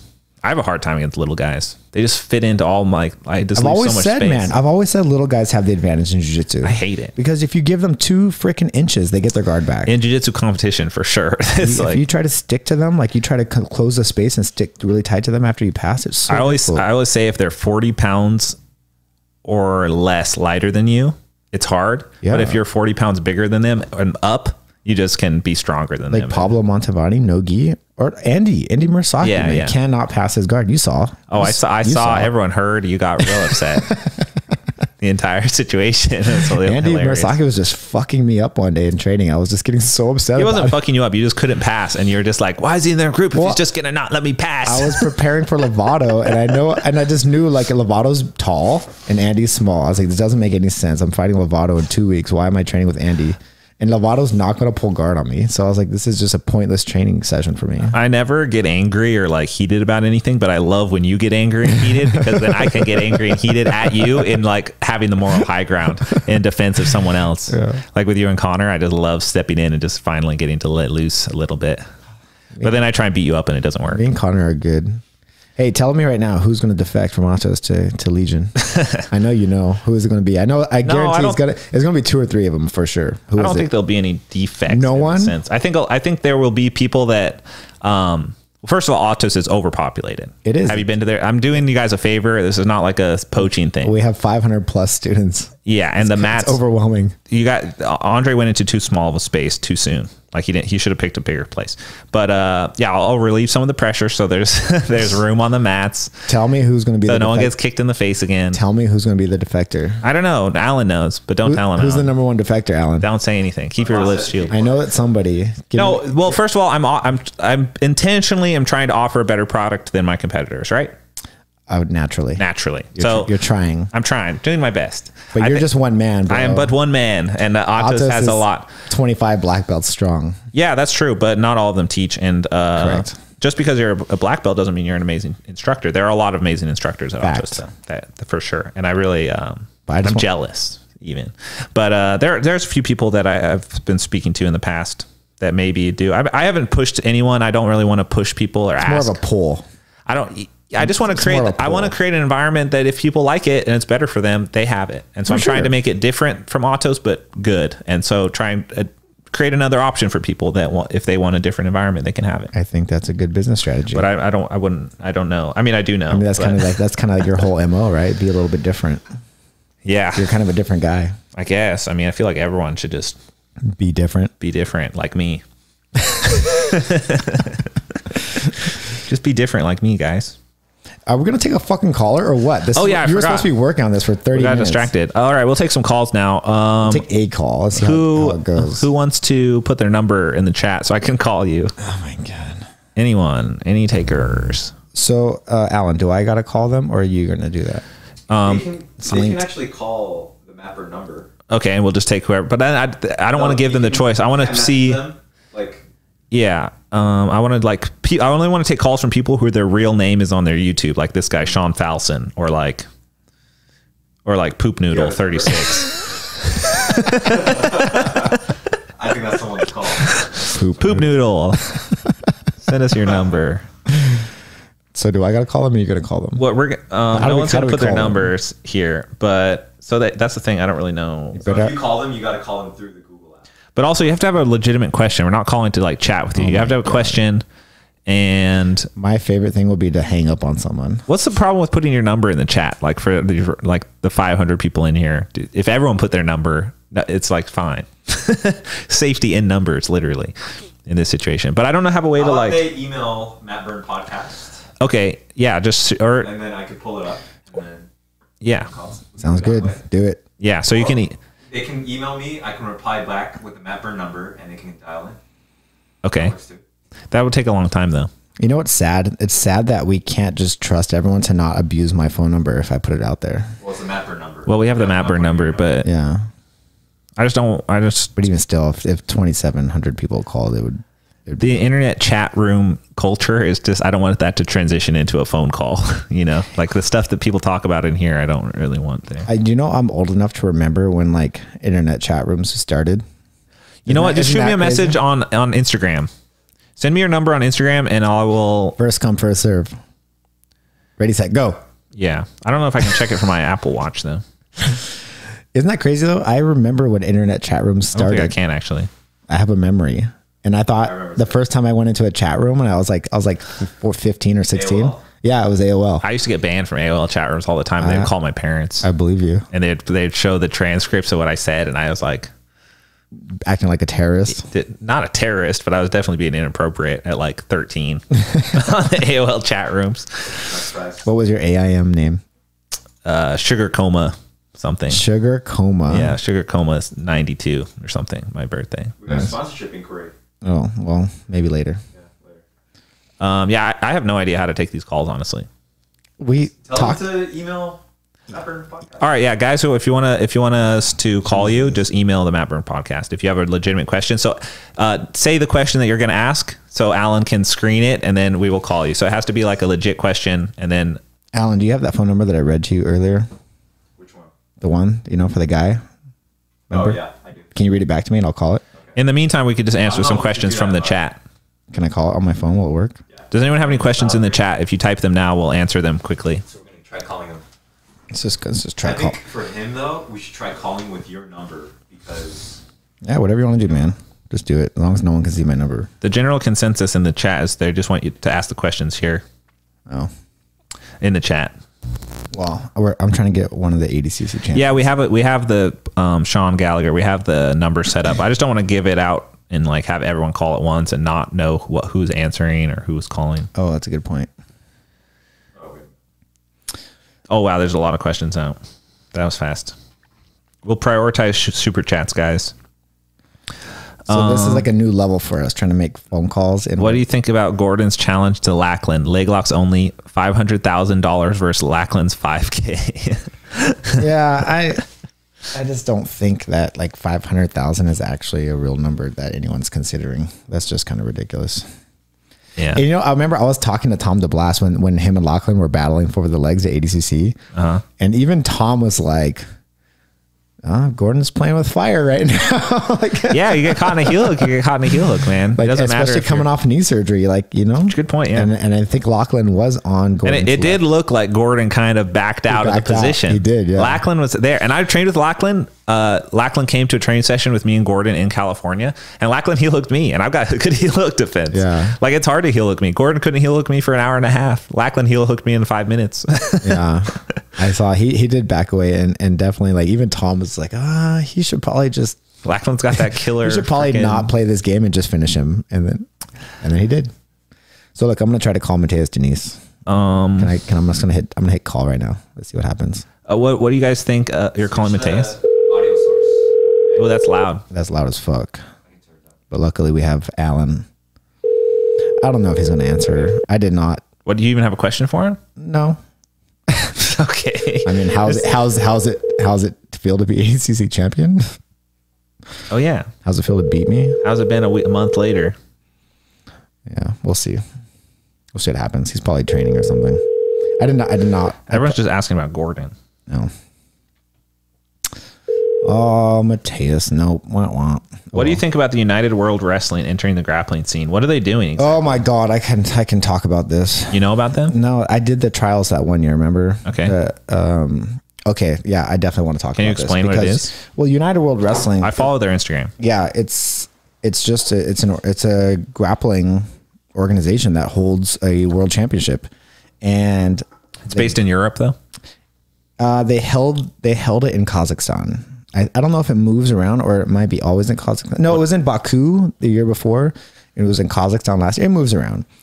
But basically it's like a true representation of a world championship because almost all nations, not all, but a lot of nations are represented. Okay. Russia had people there, Kazakhstan, Uzbekistan. Like there's just a lot of countries that we don't normally see in ADCC or the IBJJF. A lot of them are there, and they do like the whole red gi versus blue gi thing.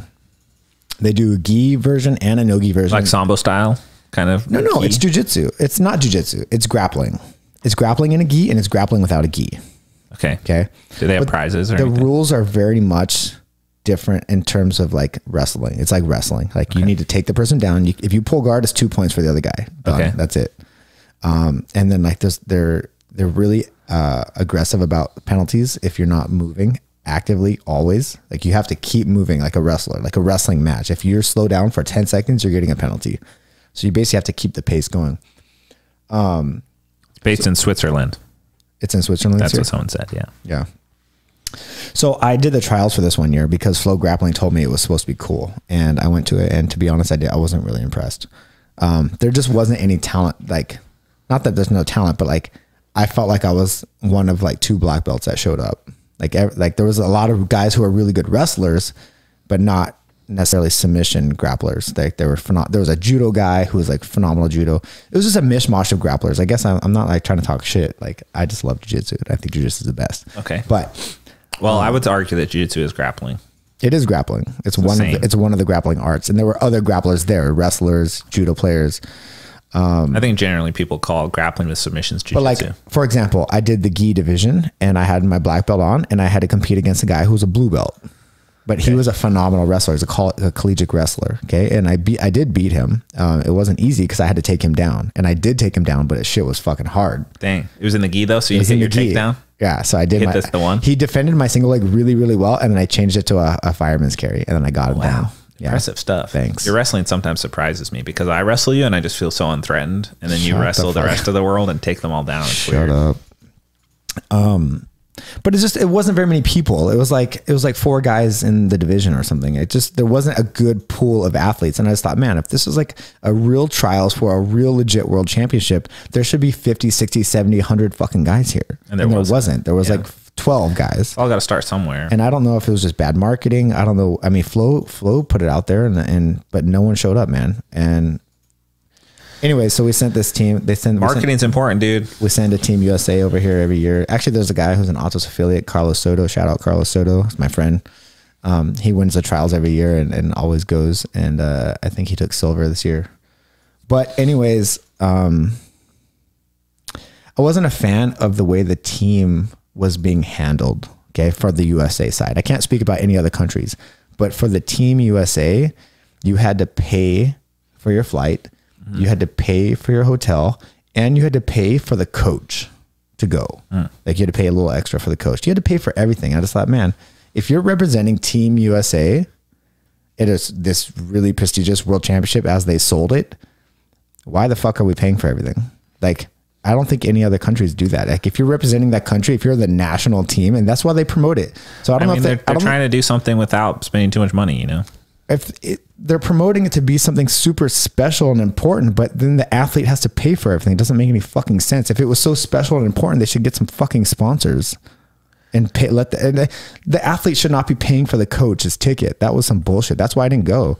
And to be honest, when the guys were telling me about it, they just sounded like salesmen. I was like, I felt like you're pitching me it was like a vacation package to be a world champion. You know what I mean? Like a cruise ship. And like, oh, you get to go on this cruise ship. You got to pay for everything. And then you get to be a world champion. I was like, no, man, if this is like a legit Team USA event for a legit world championship, you should have some fucking sponsors who pay for everything for these athletes. Right. So did you win? I didn't even go. I won the trials and I didn't go. Oh, I see. I just thought it was bullshit. Dang. I'm not going to pay $2,000 to fucking fly to Kazakhstan and then pay for my hotel. Yeah. At your level, you shouldn't be paying for stuff like that. Fuck no. It sounds like they're kind of trying to just insert themselves in the bottom. Even the IBJJF doesn't make me pay for registration. Yeah. And these guys were trying to make me pay for registration. And then I had to buy a team, like a USA Wrestling ID card. And I had to buy this and I had to buy that. And they just kept nickel and diming me. Kind of like the the gi situation we were talking about earlier. I know, seriously, I felt like that. They were just squeezing every penny out of it. Like they sent me this list of like expenses, and I was just like, get the fuck out of here. I'm not going to spend $3,000 to go win this gold medal that doesn't change my life in any way, shape, or form. Yeah. Sorry, I just got upset. No, I totally understand. People deserve to be paid for their skills. I just hated the way they sold it as something that was super special, but they're trying to make us pay for everything. Well, they sold it to the wrong person. They should have sold it to the viewers as it being super special, not to the athletes. I was just they should have paid the athletes. If we really put sold together, it to someone else, we could have. You don't sell it to the athletes. Yeah, that doesn't make any sense. Anyways. But I saw they have a pretty active Instagram account, I think, and I thought it was a wrestling account. That's why I followed it. I didn't follow it because it was like grappling stuff. I wanted to watch wrestling, and then it's just a bunch of grappling stuff. I'm like, what is this? I don't want to watch grappling. I see enough grappling. I want to watch wrestling. I want to watch wrestling on Instagram. Do we got a person to call in yet? No one wants to call, dude. These are chat rumors. They're lurkers, bro. They don't want to put their voice. Fucking scared is what they are. Get out here, guys. Do they have the email? Yeah, we told them mattburnpodcast@gmail if they want to call. It's okay. I don't mind not calling anyone. I don't care. At least we know the functionality works. We can do it later once we figure out a better system. Maybe Mateus will call us back. What do you think about bringing back the BJJ Kumite to showcase up-and-coming BJJ stars? I like that idea. I could definitely put something like that on. Ooh, you could. I absolutely can. You could have the keenest Kumite. Done. Yeah. I just named it. The keenest Kumite. The keenest Kumite. Yeah, I mean, I thought that was an awesome idea that Lloyd had, and I mean, it made a lot of people's careers. It did. It had a lot of Americans in there, and not as many Brazilians. I'm not sure why. I think just because they were like known as the American Jiu-Jitsu team first, so a lot of the Americans applied for it. Which I mean, I'm kind of bringing that back, or trying to. Should we try to call Tanquinho? No. Dude, he tries to tell everyone that he created worm guard because he passed the lapel under the leg. And we got in an argument about it. I'm like, dude, do you even know what worm guard is? That's not, you don't just pass the lapel under the leg and it's worm guard. Can we just say who gives a fuck about who invented it and how about who uses it? I give a fuck. No, because I invented that shit. Does it really matter? It's what's more important is who uses it more efficiently. That's what matters. Like you don't want to learn from the guy who created it necessarily. You want to lear from the guy who uses it most efficiently. Yes, but here's the problem. There are more and more white belts entering jiu-jitsu every day who have no idea what's going on. And if they hear about worm guard from one of my channels and then someone else says they're showing worm guard and it's not worm guard or it's a really shitty version of it, it's just like watering down all my efforts to make a sick move that's actually effective. So I have to fight for the ownership of it so I can actually be like, first of all, no one else is doing it right. And when they do it, it doesn't work very well. So you need to learn the right technique. It's not because I want to like own it or anything. I just want people to learn it right. Like if you're going to do it, learn it right. If you're going to learn it, pirate my DVD. Like don't go to some other guy who's teaching it for free. Just pirate my DVD so you have the right instruction at least. Can I try to call someone else? I don't really want to talk to anyone. I just want to talk to you, Josh, to be honest. And just because you said that, I'm going to hit this button. Who's that? I do have a caller that I screened. But okay. Do you want to take the call? Let's do it. How do we call? You got to type it in. Yeah. I just want to try it. I just want to try it. Oh shit! Sorry. I got to back it. I got to back it up. You go. Here, Alan. So they have a specific question in mind. All right, we'll let them ask it. We need to accomplish this, man. Are you gonna say hi or am I gonna say hi? So do we answer their question live with them or do we hang up on them after they ask the question and then answer? Josh will have the kill switch. If you want to hang up on them, that's your I want that to be my thing, that I hang up on everybody. You want that to be your thing? Yeah, I want that to be my thing. Just like my thing is picking on Keenan. Okay. I'll let you dial. Oh, thanks. I get to hit the dial button. All right, we're now going to make our first call. So we're calling you, buddy. The guy who emailed Alan.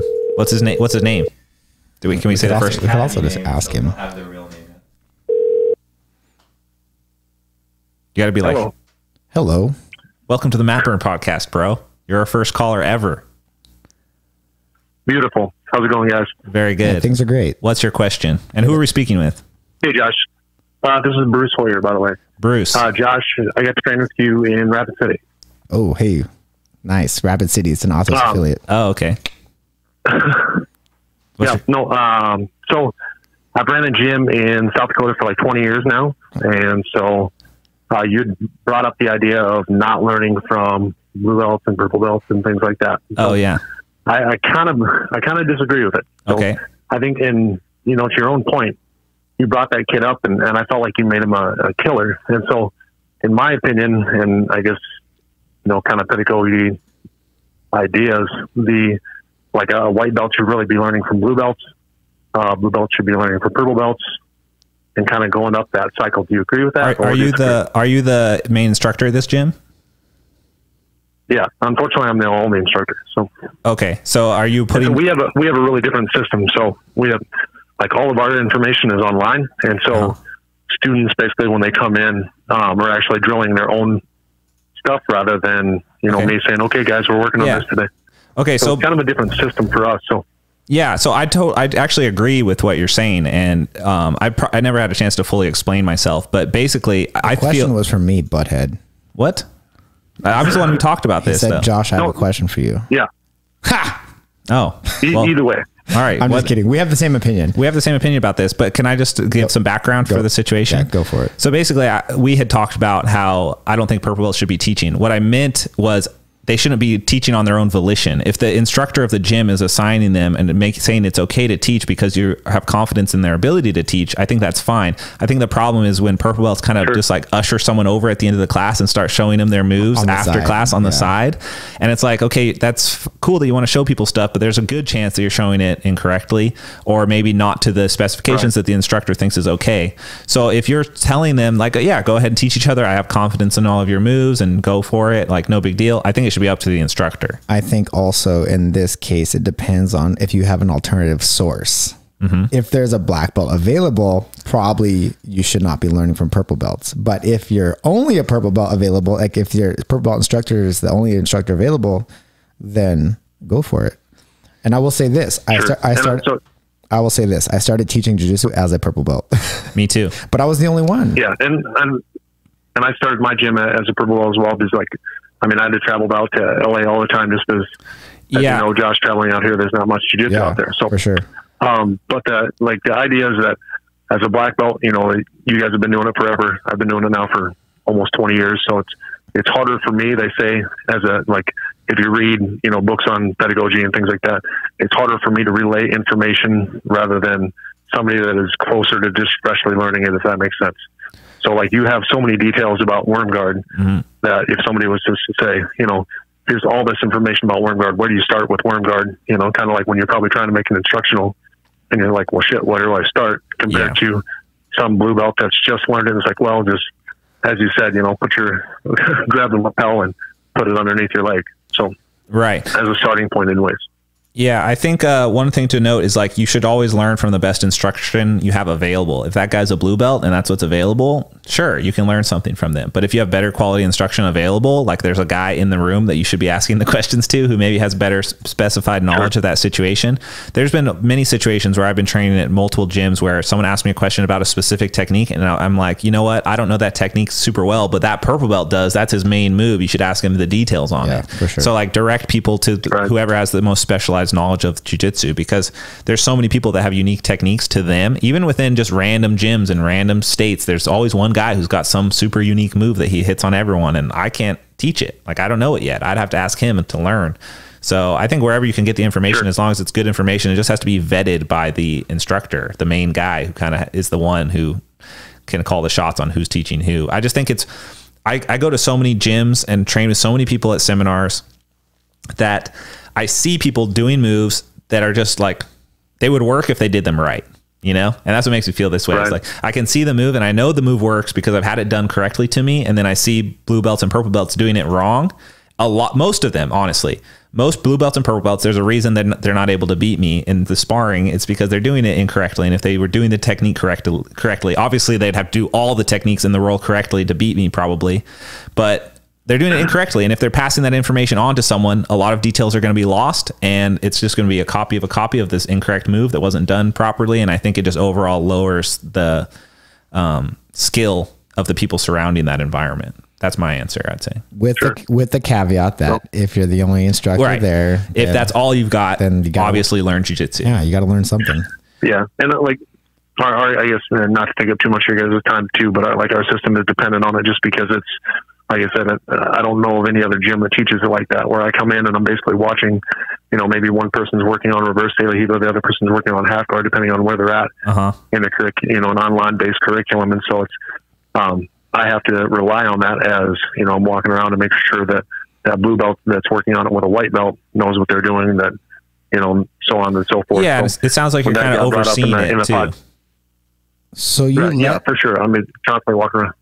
Sorry. Just so basically we have like a lot of, basically all of our curriculum is on a Google Drive, and it's a schedule of positions basically. And so as you go, so maybe you're working on, you know, reverse daily helo for 7 days. So first day you're working on, you know, sweeps or whatever. And so everybody is, you know, on a huge schedule of positional stuff basically, and they're each working through that. Yeah, I really like that you're doing that too. I wanted to incorporate that with my website as well, like kind of have it available so it gets rid of the issue of people missing a class and then being lost in where we are at in the technique. And so that is a really smart way to deal with that. So everyone is learning at their own pace, and everyone gets to learn and improve together, and no one gets left behind or lost details. I think that's a really efficient way to teach. Yeah, it's nice because we don't have to have a, you know, competition class, or don't have to have well, I mean, we still have a competition class, but like a beginner class anyways, where there's when somebody comes in, it's the first day stuff, whether you've, you know, came in from, because they're following the curriculum online. That's genius. And I think it's a really smart way to teach. I bet you're going to have a lot of success with that. Bruce. Well, we've been trying to, but then you have to go. Yeah. I'm the big tall guy that you grappled with a lot in Rapids. So I remember. Yeah. Bruce. I do specifically remember who you are now. Now I actually remember who you are. Yeah. You're the guy that everyone's afraid of. You're a black belt. You're a black belt now. You started as a purple belt. Yeah. I've been a black belt for. Okay. Bruce, seriously, man, thank you for the call. Yes. Appreciate it. Yep. Thank you very much. Talk to you soon.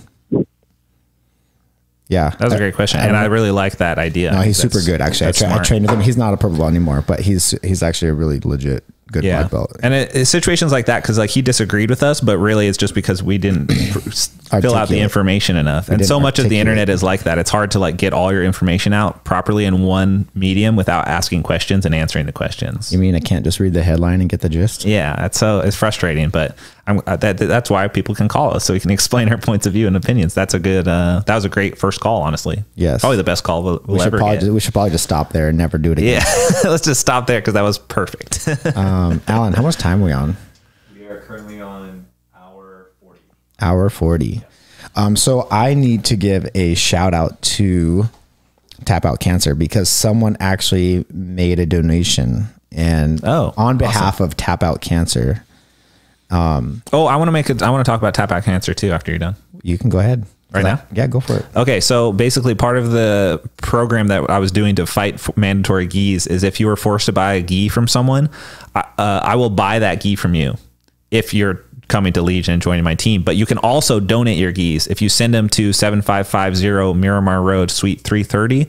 If you have extra old gis that you want donated, we're collecting all of the gis that we buy from people who are signing up, or just people who are donating them, and we're going to distribute them to people who need them. And there's tons of people who need gis, and so many people have messaged us about sending them gis because they have programs or they have gyms where people need gis that don't have gis. And so if you would like to contribute to that, please do it. And one of the other things that I wanted to do is, instead of having a cancellation policy, you don't have to pay us for the cancellation fee.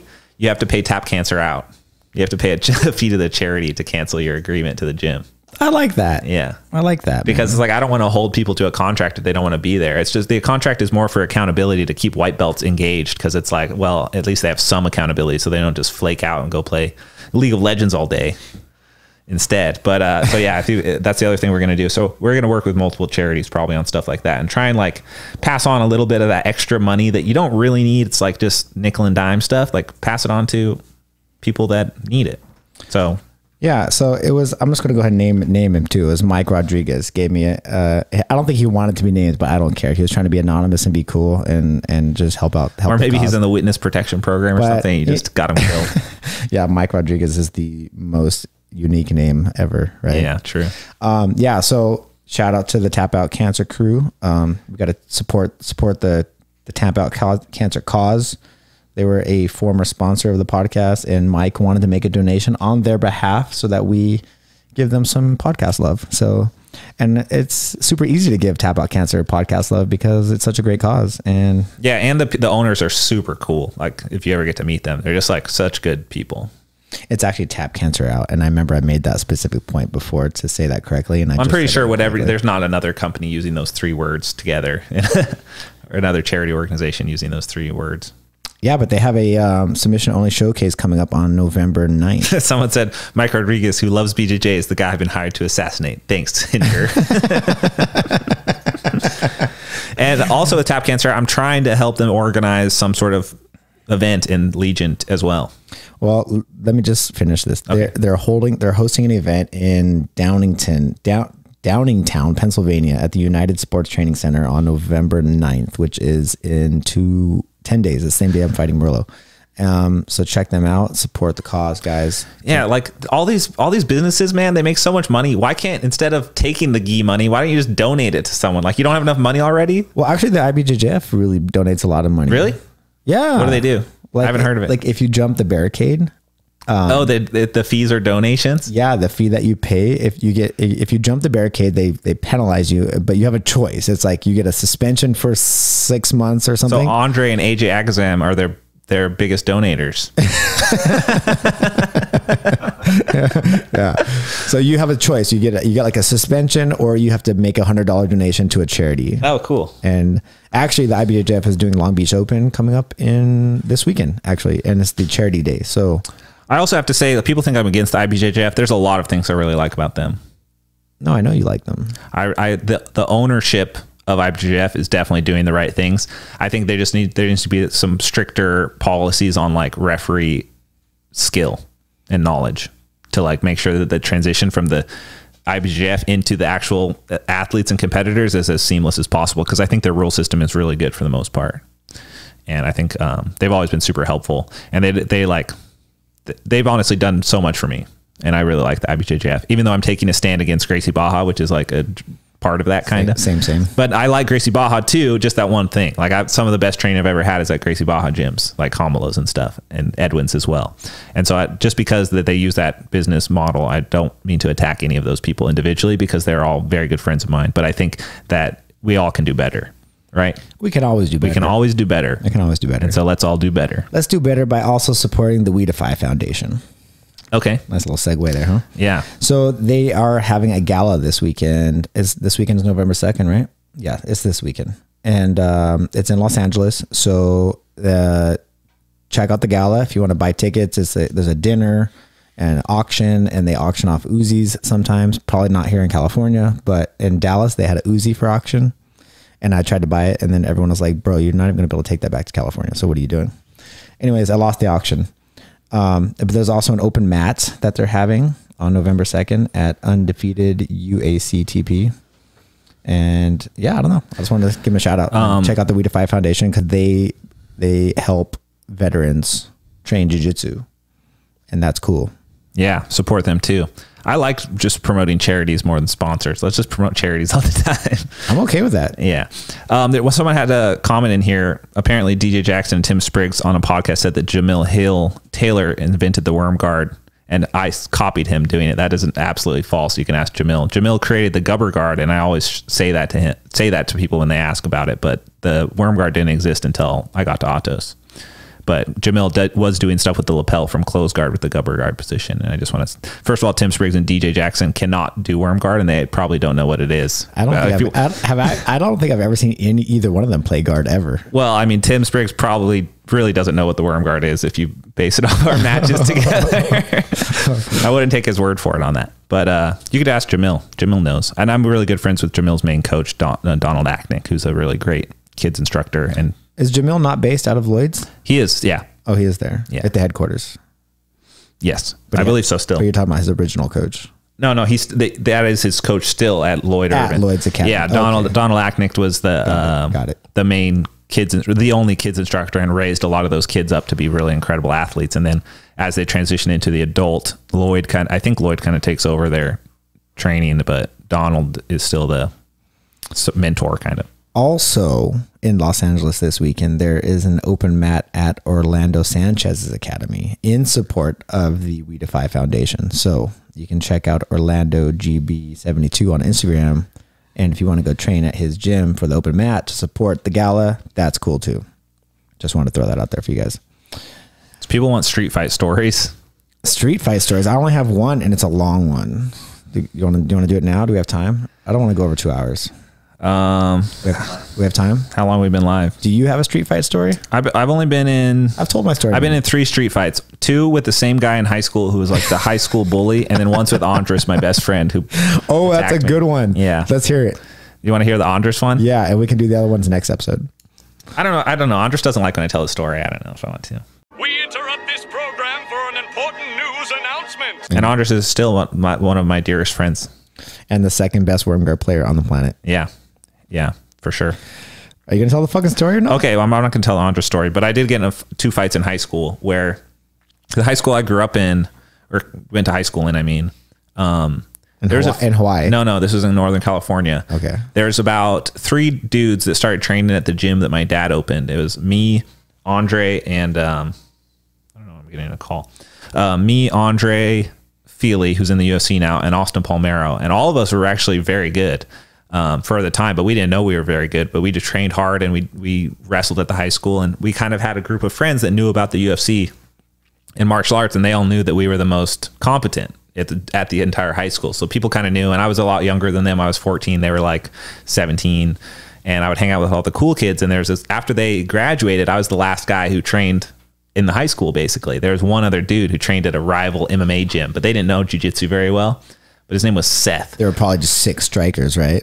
Yeah, he fancied himself as like a striker guy, but liked UFC and like wanted to be an MMA fighter. Right. And he would go around the school like challenging kids to fights, and not in a way like, I'm going to beat you up because you're a nerd. It was like, I'm a better fighter than you, and you fight me, or like, I'm going to fight you and you're going to have to fight back, kind of thing. Okay. And to try and show that he was like the dominant fighter in the school. And he beat up like 5 or 6 kids after school. Because he had to rise to the ranks, right? I mean, I'd never fought anyone. Like, I just got to show you that I'm tough. Yeah, he was just like a classic bully, and he was a big dude. He was probably like 6'2" in high school. He's one of those big kids, you know? Yeah. And so I'd broken my arm in wrestling practice. I'd tripped and broke my arm in the concrete, like running sprints somewhere. And he kept trying to fight me like all the time. With your broken arm? Yeah, with my broken arm.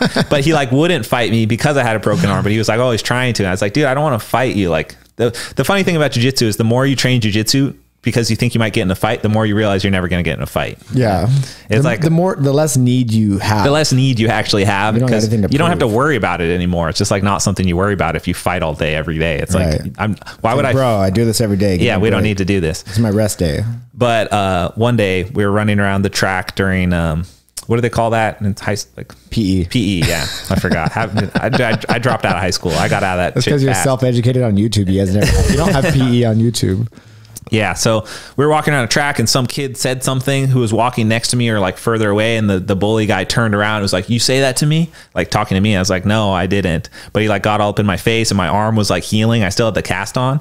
And he was like getting in my face, like he was going to fight me because I said something, and my arm was healing. So he felt it was like an honorable time to fight me. You know?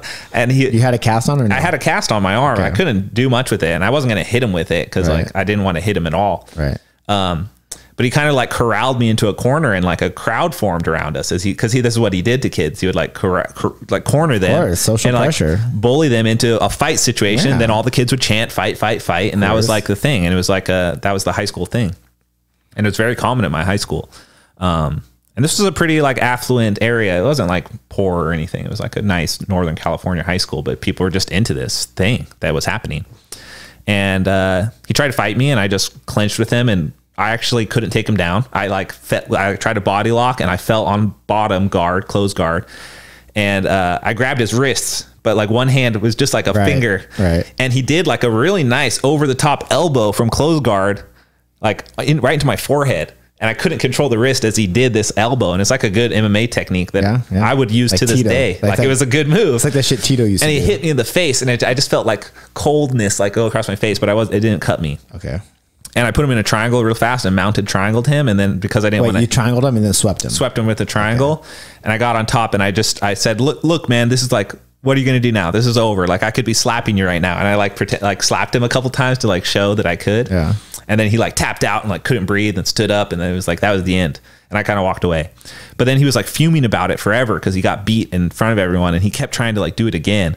And so he like started organizing. Let's box. Yeah. Right. Let's box. He's like, let's do this right. Like, not on the concrete. Like, when you don't have a cast, like, we're going to do this for real. Yeah. We're going to box only because boxing. And it became like this big event that was going to happen at the school. And like the principals and the teachers got involved to like shut it down all the time. Cause like there would be meeting places to do it. Right. And it, like they would be there and like shut it down and everyone would disperse. Word got around. But then eventually there was a time where like an old abandoned house was opened up or something. And everyone kept it underground and he wanted to do it again. And I was like, okay, I'll do it again.